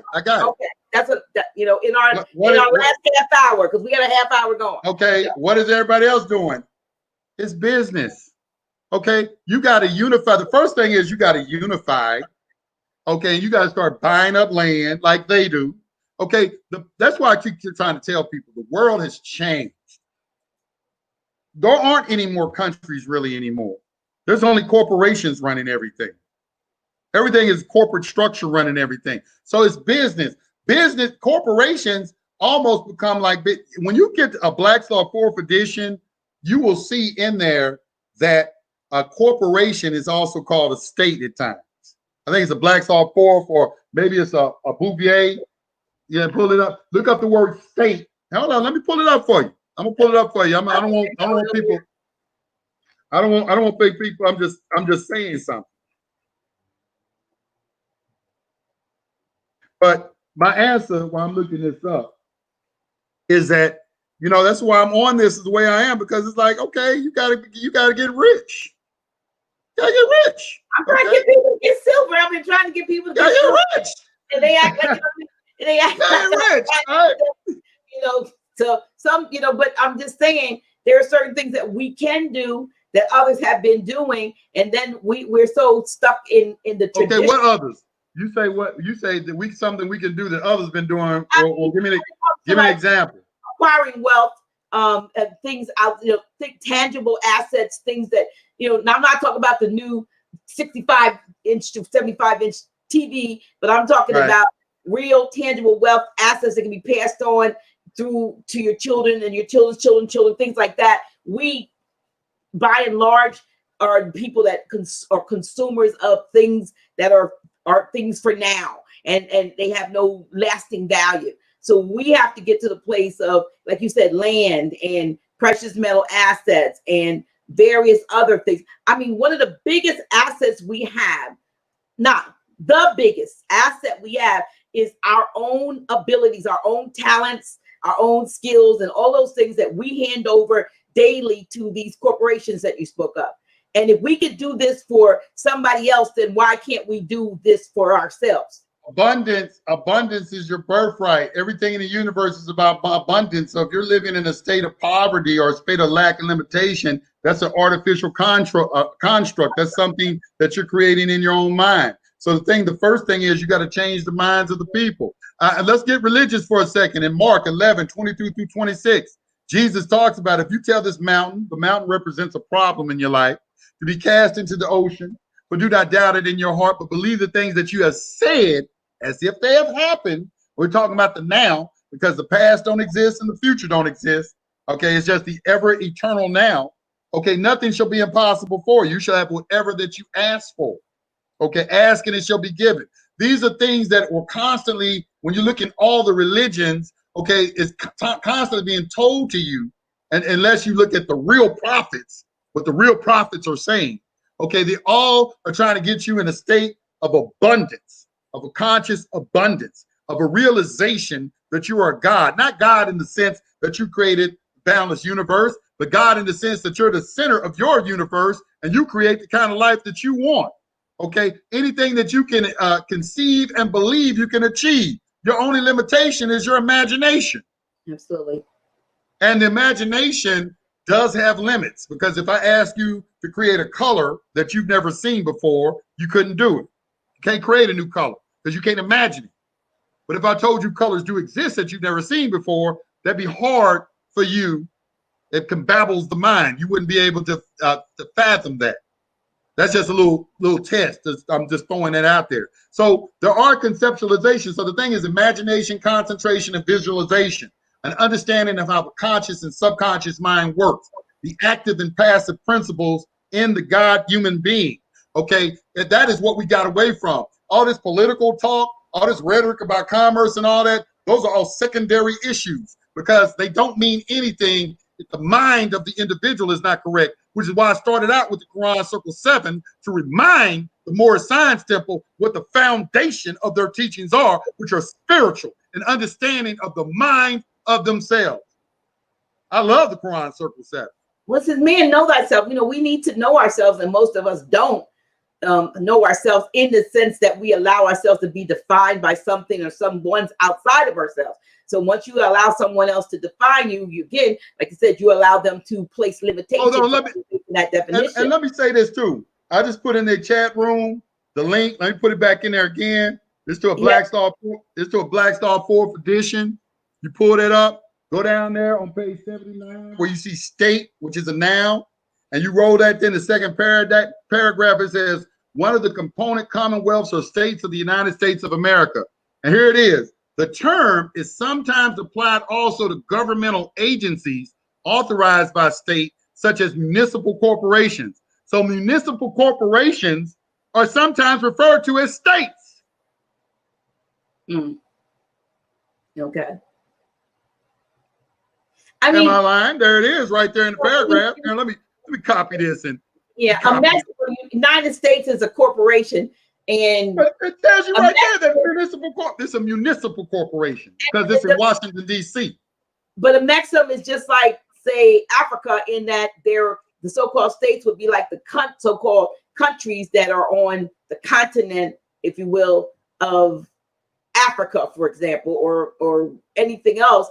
What used to be the same thing happening here has been now overlaid by an artificial construct called states, which took over estates. Am I right? States of, yes. That is exactly correct. And actually, I have a document from Washington State where it spells it out for you. I couldn't believe it. I got to dig it up. Don't ask for me right now. I just got a new laptop. I was trying to make a video of it because I usually try to make videos and put all this information out for people to see it where they can read it on a screen and see it for themselves. All right. But that right there should be, suffice to a degree. Right there in Black Salt 4th edition, you can see that municipal corporations are sometimes referred to as states. And then when you go and look at in a Black Salt 8th edition, when you look up Constitution, you'll see in there that it's a bylaw. Okay, a constitution can be referred to as a bylaw. This is why this notion of two constitutions came from, because they copied the original constitution for this corporation and made it like the Articles of Incorporation because the Constitution ain't nothing but a trust document. It's a trust document all day long. It's a trust document.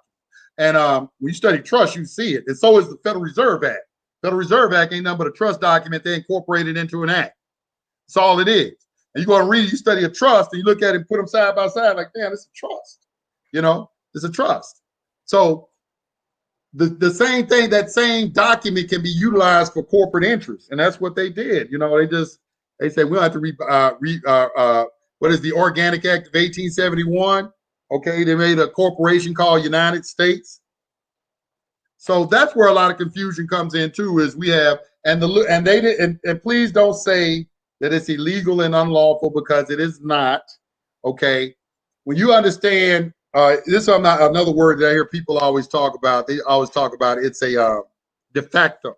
Okay, well, this is what I want you to do. I want you to go to the law library and I want you to pull an American jurisprudence off the shelf, and I want you to study the principle of de facto and see how de facto can be made lawful. Because if you acquiesce to something over a period of time, if somebody comes in as an authority, and they're not the real authority, but you acquiesce to them over a certain amount of time, then their authority becomes lawful. You understand what I'm saying? It's like a tradition. Right. You just give it up. You just give over your rights to them, if you will. Yeah, you just gave it up to them. So, so that's why they say ignorance of the law is no excuse, as well as the fact that, what is it? I think I don't know if it's the Clearfield, it's not a Clearfield doctrine. They said when a person, like when a police officer comes and if he doesn't have jurisdiction, but you kind of acquiesce to him, now he came and he's doing something, he doesn't have jurisdiction. But if you, not knowing that he doesn't have jurisdiction, acquiesce to him, and you end up pleading and something like that, then it's all your fault. It's your fault. So it's important. This is what they say: ignorance of the law is no excuse. Or what Thomas Jefferson said: those who hope to be both ignorant and free are hoping for something that never has been and never will be. It is your responsibility to know the law. It is your responsibility to study the Constitution. Every time I come to people and I ask them, have you read the Constitution? People with opinions, political opinions and so forth, talking about the Constitution, they don't know, they haven't read the Constitution, nor do they understand the 7 principles that govern the Constitution, nor do they understand that the Constitution only applies in the public. It has no application in the private. What governs the private is contract. Contract makes the law on the private side, not the Constitution.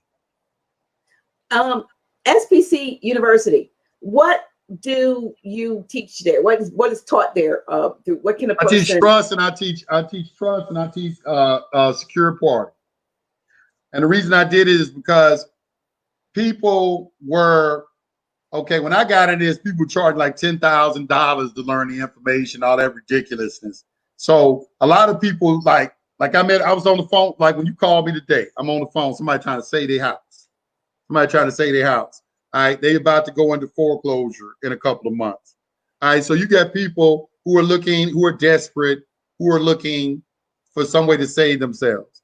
And so, it's like, that's why a lot of these stuff have bad names or is inundated in the court system, is not working, because the majority of the people who are attempting to do a lot of these processes haven't even educated themselves about it. They're just regurgitating what somebody else told them, which is what a lot of people in the chat room are doing too.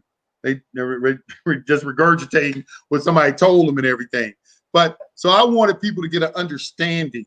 So it's not that I teach anything. I am getting people to read, all right, because that's why I made all the videos reading to people, because I understand that most of y'all don't have time to read. So I'm reading the entire document to you, or you can listen to it in your car. And, I understand it's a busy life and you can't read everything, but I want people to start reading again, because nothing has really been hid from you. It's just that it's in books and people are refusing to read it. And here's another thing that I see. A lot of people out there who are teaching things do not have a good grasp of grammar or the 8 parts of speech. This is what led to the Minnesota Rule 220 and the birth certificate authentication. That was a result of someone not understanding grammar.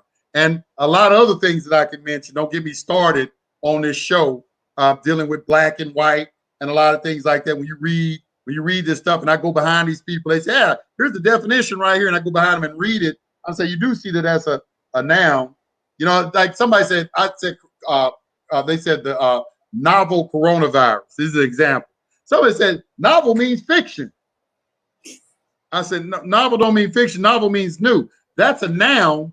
This is an adjective we're talking about. It'd be stuff like that. You see what I'm saying? And these are like the nuances. You be arguing with people. And I'm like, well, man, do you understand grammar? Do you read this right? Do you understand what a semicolon represents and things like that when you're reading this?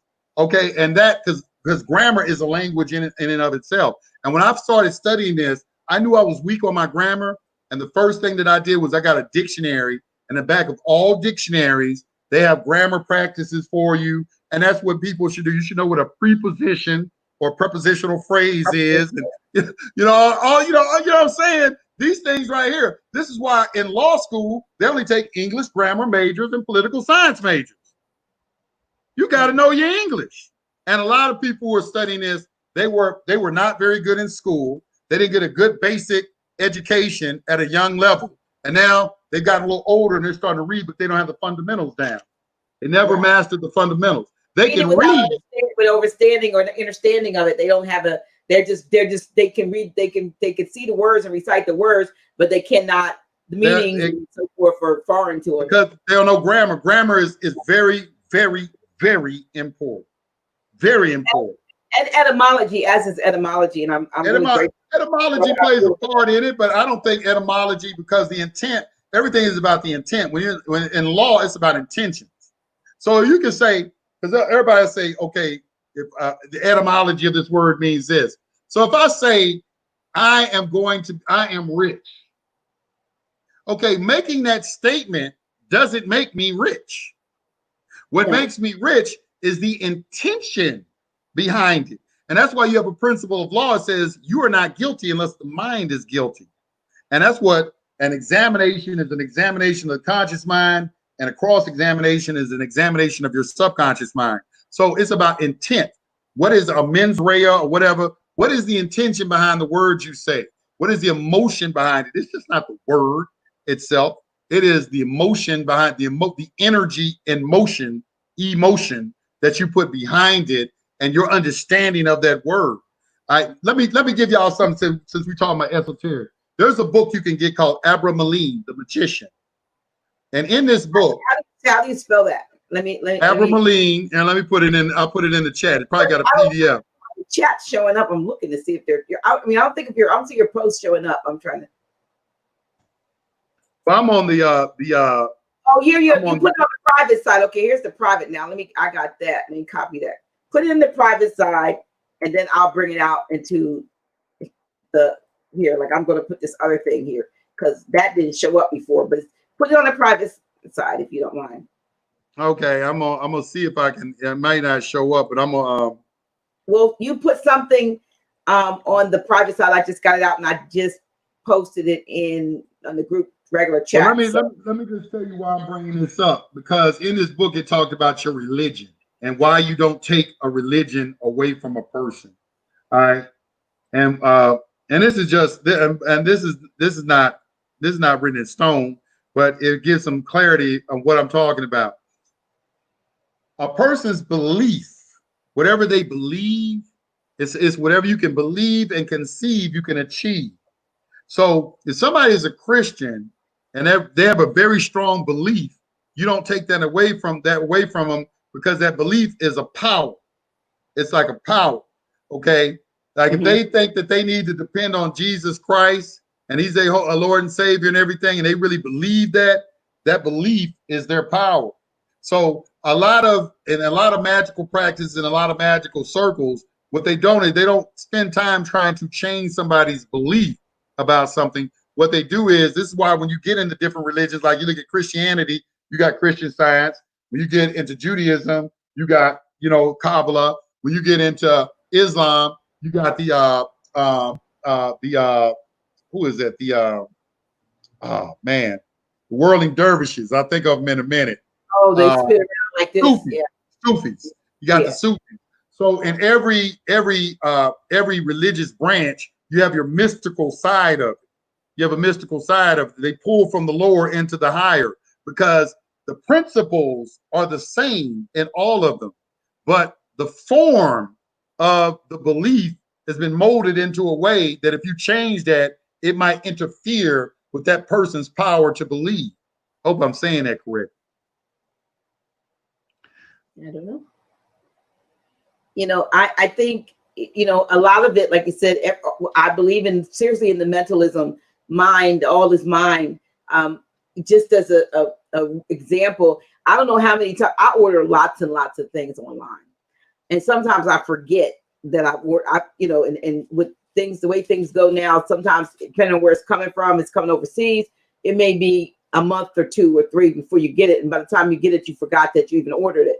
But this week I was thinking about going over and looking at all of the things that I ordered that I hadn't gotten. Like, oh, I didn't get that. And I ordered that like in May, and I didn't get that. And I looked at one particular thing and I said, I got to kind of find out what happened to this. The very next day, it showed up. It happens to me all the time. I mean, when I go looking for something, it's almost like I have to go looking for it to make it appear. And so that lets me know that my mind has the ability to manifest. And now somebody might say, well, no, it was coming anyway. Not necessarily. No. Not necessarily. And so I realized that we do have many, we have powers.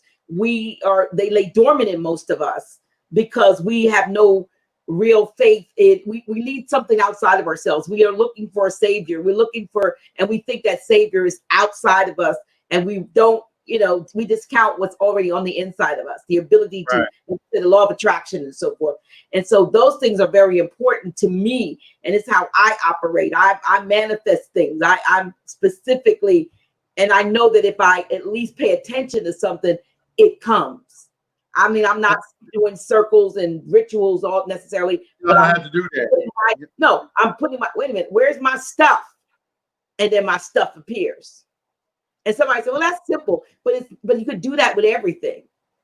Yeah, the highest form of manifestation is to be able to use something solely by the use of your mind without crutches. When you see people, like kind of using like ancestral worship or making altars and doing things like that, those things work, but they're crutches to help your belief system. You know what I'm saying? You help your belief system because you might need that crutch to assist your belief because it's about your belief. So, and if the emotion that you're putting behind your belief, it's the energy behind it.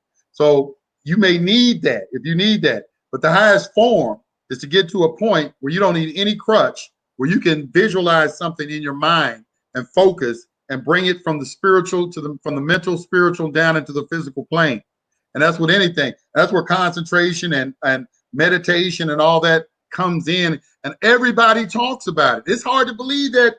I can't believe that more people just don't know it because I've been a student of comparative religious studies for over 15 years, and all of them talk about the same thing. I don't see any difference. I can open up any book. I can get a Sufi book. I can get a book on the Kabbalah. I get a Christian Science preacher. I can pull something out from the Moorish Science Temple, and I can show you where they're all talking about the same thing. And at the end of the day, that thing that is going to be talked about is the mind. Okay, is that the mind is in the control of everything. Know thyself, the Oracle of Delphi. Know thyself, and thyself be true. Know thyself, and to thyself be true. You don't have to worry about what somebody else thinks. You start worried about what somebody else thinks, they become your God. Here's a question. Someone's asking, here you go. How do I enter the bank to exchange my gold-backed currency as a Carla Fox and asked that question 1,000,000 times. Carla, if you're going up to a bank, okay, and if you're going up to the Federal Reserve window, they got requirements. And then, okay, do we have House Joint Resolution 192, June 5th, 1933, Public Law 73-10, that's been codified in Title 31, 5118, that says you can't do that? Just curious. I know y'all gonna say, it's not true. Now, Carla's a smart woman, though. She's smart. She's smart. She probably like trying to think she's gonna set me up with a question or something.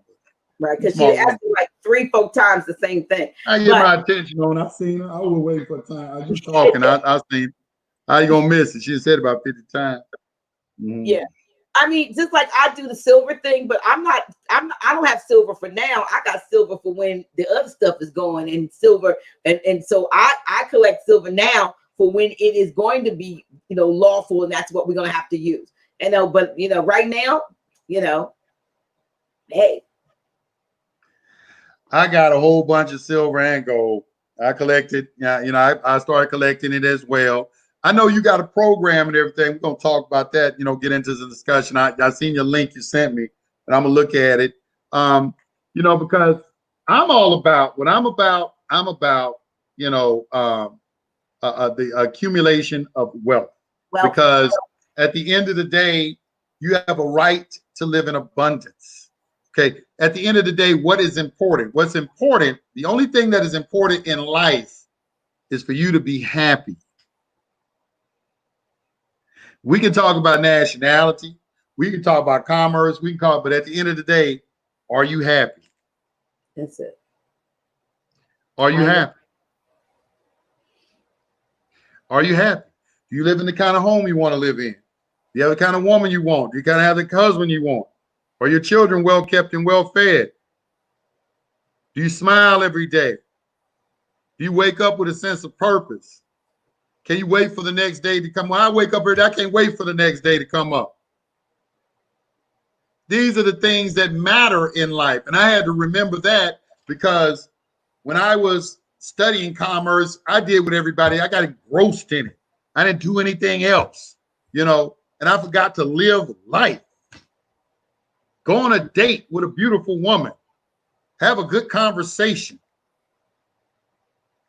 Cut the damn grass. Take a walk in the woods. Go mountain climb. I climbed a mountain for the first time. I got all the respect in the world for mountain climbers now. I got so much respect for mountain climbers. I'm like, oh my God. You got it. They serious athletes. They serious athletes. This time last year, I was in Puerto Rico in Bayamon, and I was up on a mountain at a mountain retreat. And I'll tell you, I have respect for mountains too. Even driving up them straight up, like I kept thinking the SUV was gonna fall backwards because we were going so straight, so far up, and it was beautiful when we got up there. But yeah, I respect anybody that can climb or live on a mountain. Hey, listen, I was climbing a mountain and it got the little path, the trail. It's only like a half. The mountain was only like probably about a half mile to the top. But I started at 8 o'clock in the morning. I didn't get back down to the bottom till like 5 o'clock in the afternoon. And I went dead asleep. And let me tell you something. There was a man doing that entire mountain on a mountain bike. And wow. This guy's legs and calves were so big. And he passed by me. I'm telling you, this thing is steep now. It's steep. He is riding a mountain bike up the mountain. And I'm looking at this dude. I'm like, I said, say, man, that's some incredible ass shit you doing. It was incredible. But you know, that was my point. You know, when I went out to California, I remembered how to enjoy my life again.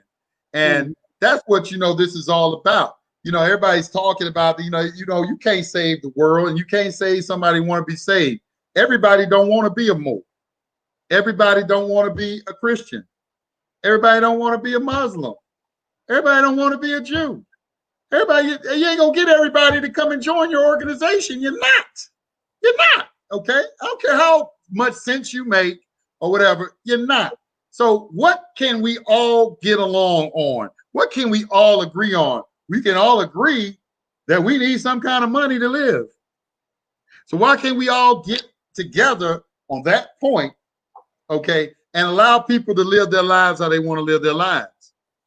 And that's the conclusion I've come to as long as I've been around and everything. Is like, hey, this is about, okay, abundance. Because if you are living in lack and limitation, you got a poverty mindset. Don't make no excuse for it. Ain't no excuse for it. You know, you living in that. That's your mind. I look at the mindset of the individuals that I'm dealing with and everything. Okay, what are you doing as far as your abundance and everything? So that's me. I'm always talking. You know, I'm not getting off point. Anybody listens to my show? No, I talk about this all the time. I'm either talking about commerce or I'm talking about the law of attraction. Matter of fact, I got a video. Yeah, you seen the video I made on my law of attraction? You probably ain't seen it, have you? No, I have not. You have to send me the link or something. Okay, I'm gonna put the link in the chat room right now. I know we're getting ready to close. Put it over here in the private chat, and I'll put it over. I'm gonna put this. This is what I use every morning, and I follow a principle of, and this is how money comes to me. You cannot be selfish with money, or you cannot try to hoard money, is what I mean. In other words, if you ask the universe for $100 to pay your light bill and you get the $100, pay the light bill with it. Don't say, oh, well, you know, I need to hold on this $100. Something more important might come up. No, that was provided for that reason. You'll be provided for the next situation that comes. Once you start understanding and living your life that, now you start to get in a flow. And a current starts to flow through you. And once you start getting that current operating through you on a consistent basis, then you begin to get confident. And as you start getting confident, you start to see that money just comes to you just all the time. And this is living in abundance. Okay, you got to start putting, and we talking this is a law we're talking about. This is not no a matter of opinion or it's anything like that. This is a law we're talking about, and this is the real issue at the end of the day. Okay, how are you living your life? You know, are you happy? And what are you doing to maintain that happiness? And the name of my video is Create a $1 Million Stream of Income with Your Mind Now. And it was just a document I found on the internet, but it was very compelling to me. It was a hypnotist, and he's, you know, they talk about the subconscious mind, and you know, it was real short. It wasn't long, and it had a good explanation, and I made a video out of it. Love it. Okay, so you just hear it come. Here it is. All right. Let me give it up. Let me put it over here. All and if we want to talk about credit, hold on. Let me show something to you listeners. Let me make sure I put the right thing into it. 3:30. Yes. I got credit cards, just in case anybody was wanting. Chase Sapphire Reserve, AmeriExpress Platinum, AmeriExpress Business, Bank of America, Citi. What is this? Discover, Capital One. All right.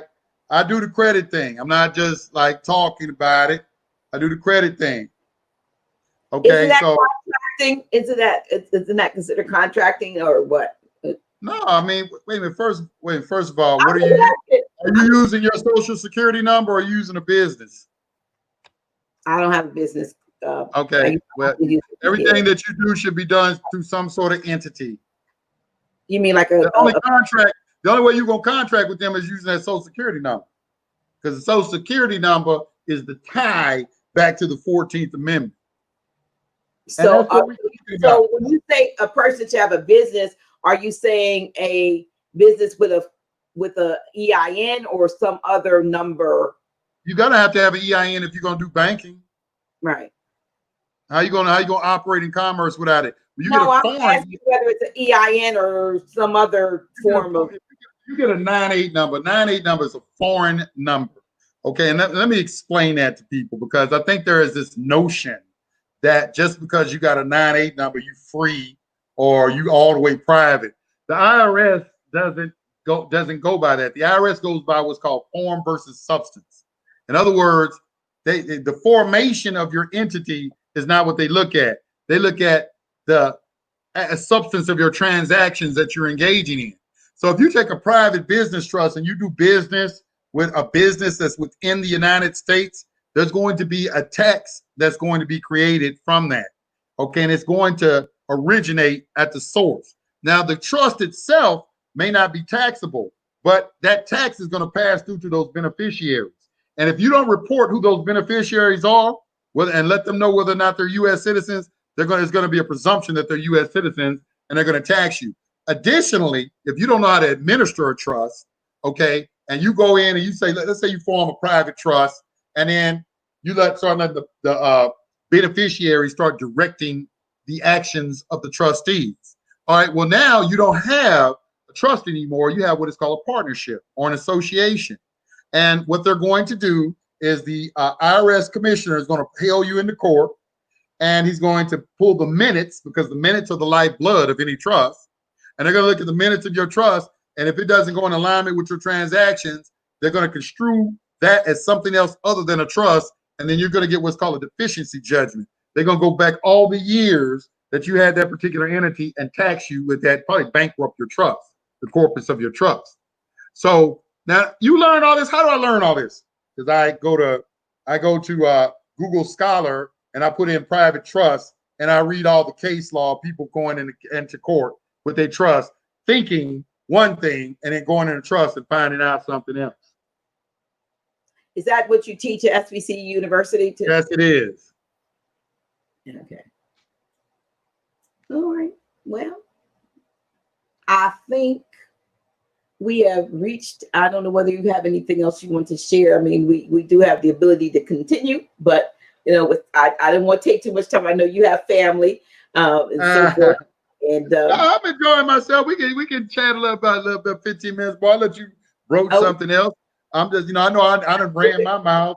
No, well, you're the guest, so I ran mine too. But let me check the comments and just see if there's anything. That's real good, though. You know what I'm saying? You done hit me to you got me wanting to try this StreamYard. Yeah. I'll send you my link in case you sign up. So hey, this is tight. This is tight, man. I'm like, okay, this is tight. I'm using now. I don't know if you know. How does my mic sound? It sounds good. Sounds good. Yeah, I'm using what's called a Marantz Professional. If anybody has ever seen this, these things got the light on it and everything. These things are spectacular. You should get one. They $299, but it's for blogging. The mics sound spectacular. They have the camera on them. They have the ring light. Just hooks into a laptop, and you good to go. Yeah, you have to send me the link. You have to send me, I'm always trying to upgrade with what I'm doing, and it just because sometimes you be on here by myself, and I want to be able to the best quality and so forth. Let me see. Let me just go through questions, see if form a nonprofit with after managing member.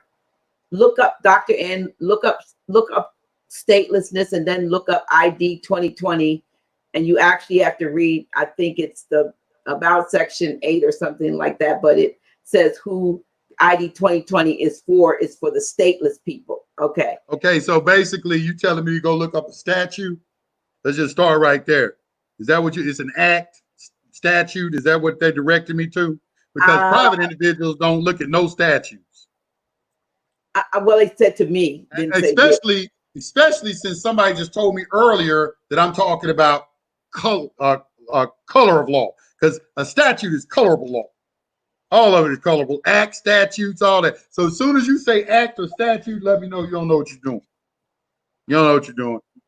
This person wanted me to look up the definition or what ID 2020 is defining as statelessness, or saying that ID 2020 is what?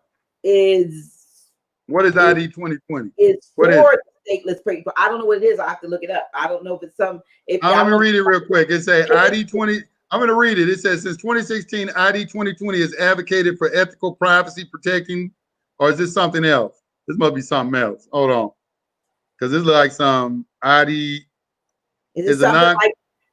Okay, let's look at this. It says ID 2020 is a non-governmental organization which advocates for digital ID. So you're talking about a private corporation? That's what you're telling me? Is that what you directed me to?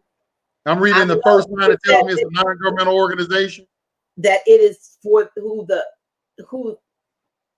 is for the stateless people. Hold on, let me put. It's written across. Why do I care what ID 2020 is saying? It right there in the beginning. It says it's a non-governmental organization. When you're saying what jurisdiction do they have? What can they? Yeah, it's a non-governmental organization. I don't care. You know what I'm saying? I don't care what they say.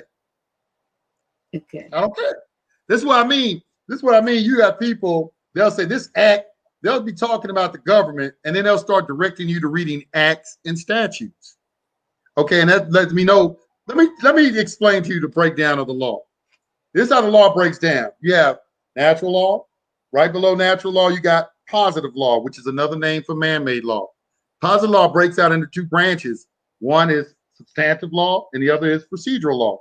Procedural law will give you remedial law, and substantive law will give you public and private law. Public law consists of the Constitution, criminal law, administrative law, public international law, tax law. Okay?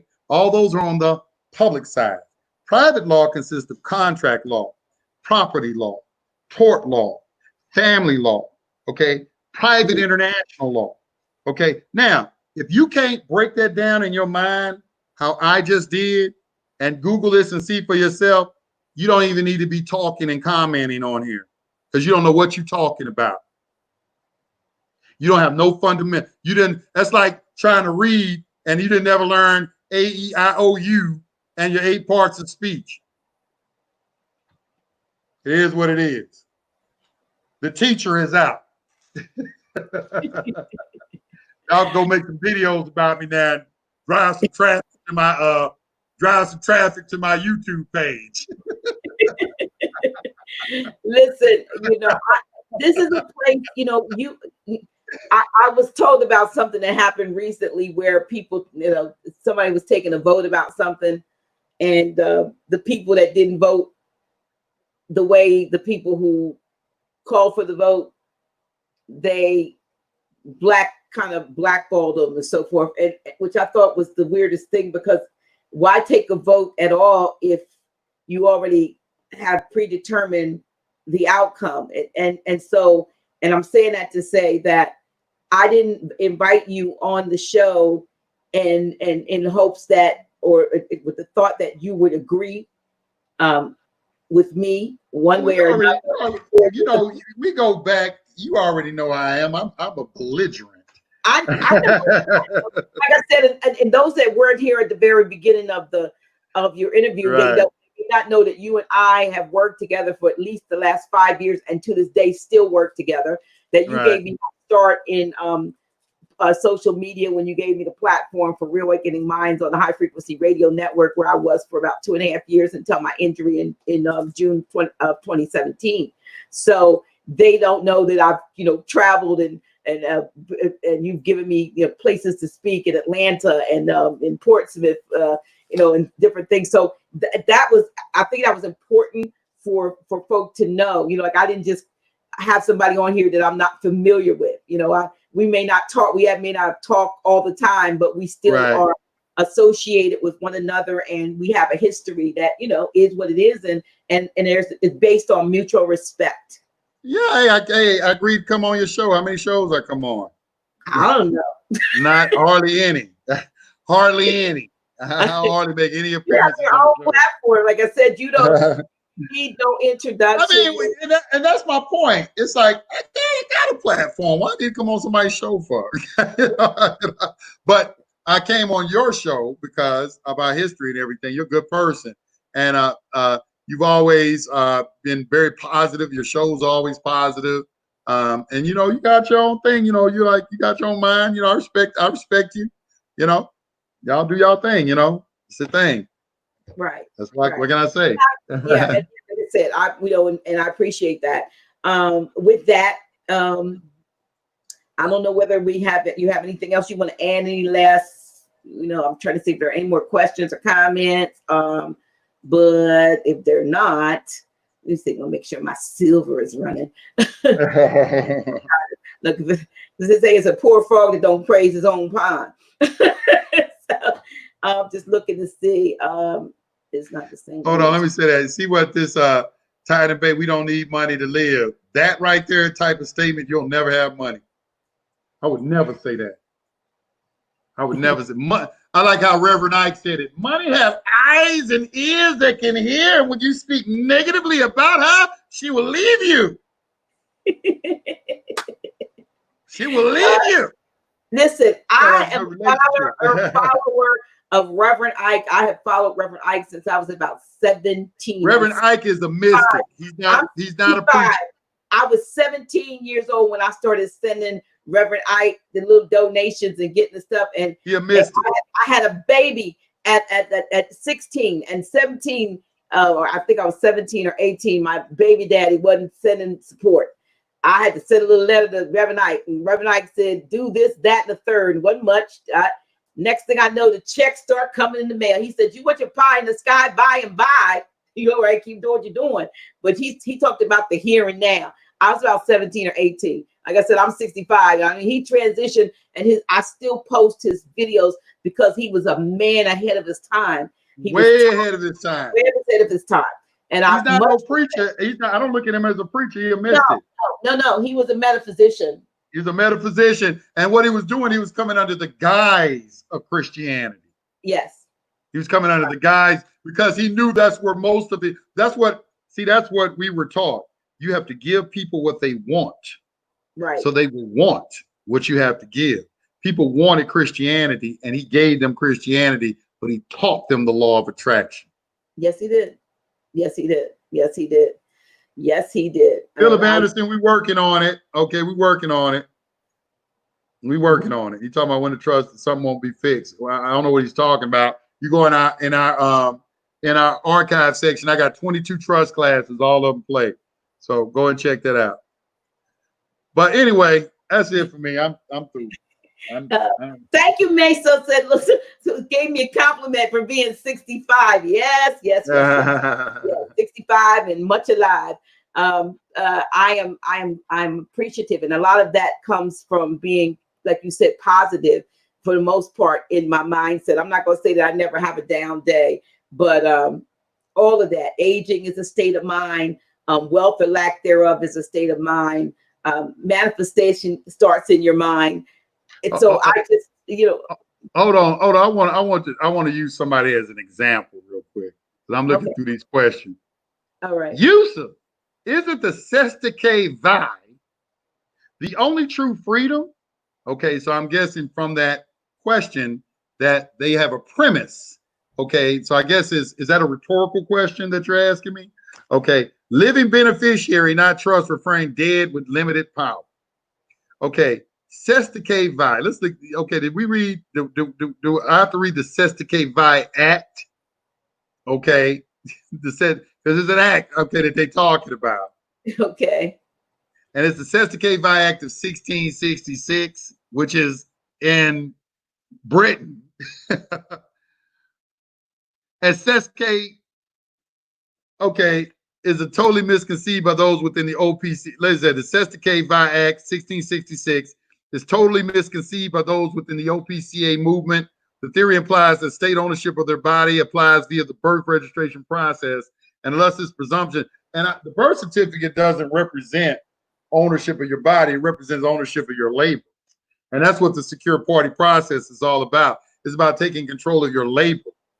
Your labor is what is being pledged, and in this receivership of a government we call the United States is being pledged because they don't have any money. They don't have anything else to hawk off. They didn't put everything in the pawn shop. All the land, all the businesses, everything is in the pawn shop. Only thing they had left that they could hawk off was your labor, like the future labor of your children. And that's what you're taking back with the secure party process. All right. You're going back and filing a claim, a superior claim on your labor. You are demonstrating that you are more than competent enough to handle your own commercial affairs, because you're being looked at as an incompetent when it comes to commerce. So don't throw these Sestake Vi Act of 60, because this person talked about the Sestake Vi, but they conspicuously left off the Act of 1666. Talking about you lost at sea. Just all that stuff. That's another example of people putting stuff out there, don't know grammar. I'm just gonna put it out there, University. Look, here's your Professor Yusef. You know what I mean? Listen, man, all this stuff. Let me just say this. Let me say this before I go. When I started in this, all we had was secured party. That was it. Today, we got a million different things, all talking about the same thing. Principles are few, methods are many. We got all this methodology, but you don't have to learn all this methodology. You only need to learn 4 principles. Rule number 1, there is no money. Okay, when I say there isn't any money, I mean constitutionally mandated gold or silver, or notes, or some sort of instrument that's backed by gold and silver. That is not permitted within the United States of America today because of what? House Joint Resolution 192 of June 5th that was codified at Title 31, United States Code 5118. That's the gold, the rescission of the gold clause. All right. Rule number 2, there's a public and a private, and they don't mix. If you are a type of person that says, I don't believe in public and private, you're just obviously the type of person that doesn't go to the law library, don't read no law books, because every fucking law book and every fucking case that you will see, you're going to see those 2 things talked about. All you're doing is announcing to the world how ignorant you are, that you are not, because every time I go into the law library, I don't see nobody in there. I don't see anybody reading the United States Code Annotated, United States Code Services, okay, American Jurisprudence, or any of those books in there. Any of the legal encyclopedias or nothing. I don't see anybody. Matter of fact, when I go into the law library, most of the books are still new goddamn pages still stuck together because they still new. Y'all think that y'all gonna get all y'all answers on the internet, and you're not gonna get it on the internet. A law professor will tell you everything ain't on the internet. That's rule number 2, public and private. Rule number 3 is you have to stay in honor at all costs. Yes, I saw the person little comment earlier when you said, Yusef, are you still in honor? I don't know what the fuck you meant by that. Excuse my language. But honor is dealing with a commercial process, meaning if you signed a mortgage, okay, you have a duty to respond when somebody writes you. You got a contract, okay? You got to be honorable in all of your commercial dealings because we're talking about commerce. And number 4, don't participate in public plays. Because when you come into the public, into these courtrooms, it's a setup. It's a public play. It ain't real. It's all it's all a damn phantasmagoria of the mind. Okay, it's a trick bag. Okay, they ain't real courts. Stay out of them. If at all possible, stay out of the courts. I think it's Matthew 5, where it says, agree with your adversary before you go to court. At least he hand you over to the judge hand you over to the bailiff, and the bailiff casts you into prison. I tell you that you will not come out until you pay the very last penny. 2,000 years ago, talking about debtor's prison. Commerce. And you know what that was? You know what that was? The executor chamber or at hell. They gonna send you to hell. Hell is another name for debtor's prison. Yes, it is. It is hell. Yes, it was. Yes. Wow. This has been wonderful. This has been good. This has been awesome. I'm pretty sure that the viewers have thoroughly enjoyed your presentation, your what you've shared, and I certainly have. It's been a long time. Let's not let it be so long before we come back. We're gonna do it again. We're gonna do it again. We do it again. I like this right here. This is different. You know, it's different. You know, I kind of like it. And the wonderful thing about the platform is that we're able to go on multiple, if you will. You can live stream like simultaneously, like on right Facebook. Now we're simulcasting on Facebook and YouTube. Oh, that's interesting. Okay, yes. That's what's up. I use a system called Wirecast to do my live streaming. I actually have a studio now where I'm going to be inviting guests to come in. It's kind of like how the Breakfast Club is. I put together a whole studio, nice, expensive mics, made it real plush. My invitation, and I'll come on down to ATL. Oh yeah, you're invited. You know you're invited. Come on down. Let's sit down. Let's have. Yeah, my son also he lives there. He's down in the ATL. So I can come. I got a daughter down there, Maisha, and my son is down there, Kamar. So look. Well, you invited Dr. G to come on down. So yeah, anytime you want to come down, just let me know. We just got it set up. I'm going to be having some guests coming through. Somebody setting me up some political people to come through and talk. You know, people running for offices, and I'll be doing all kind of stuff. You know, I'm kind of shifting gears a little bit. I want to, like I've been talking about this same stuff for over 10 years. Come on, I'm more than. It's just like you said. You're more than nationality. I'm more than that. I'm esoteric. I'm business. I can teach credit classes on, how to get business credit, how to do all these things. It's like, the key is this, y'all: own nothing, control everything. Right. I remember the brothers that were on your channel that used to, remember there were two brothers that had a show also, and they did a lot of teachings on that. Own nothing. Probably still on there. It's still on there. Sardell is still there. Y'all go to Blog Talk Radio. Go to blogtalkradio.com/high frequency. And y'all can hear us. All right, that's it. I'm out.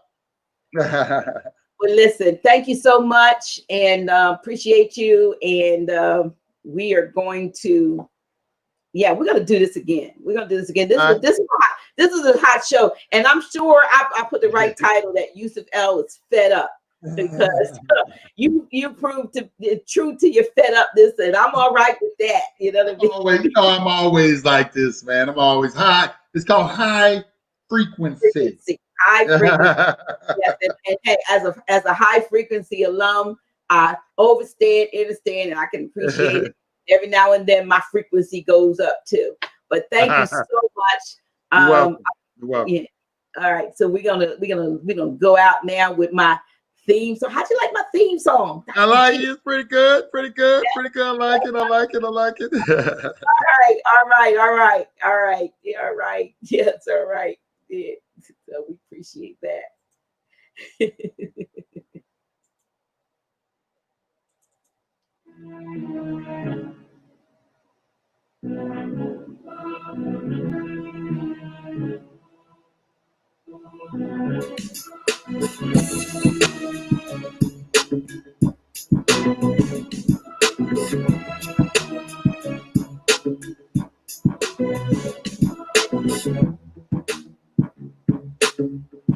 Dr. G.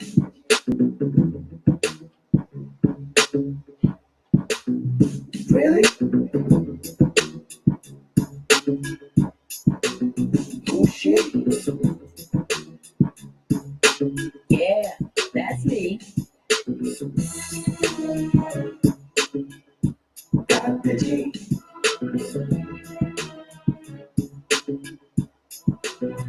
Really? Oh shit. Yeah, that's me.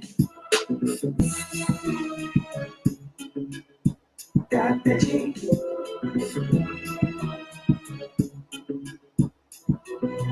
Really? Oh shit. Yeah, that's me. Dr. G.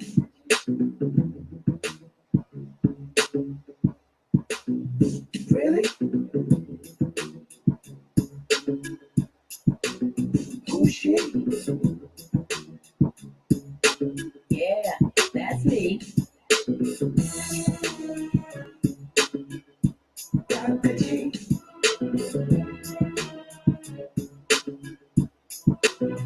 Really?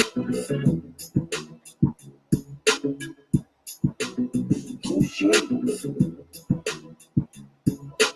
Yeah, that's me. Dr. G.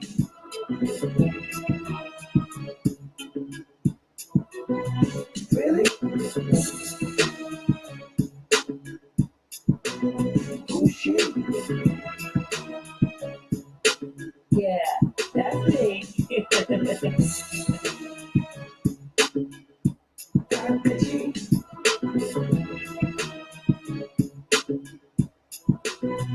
Really? Oh shit.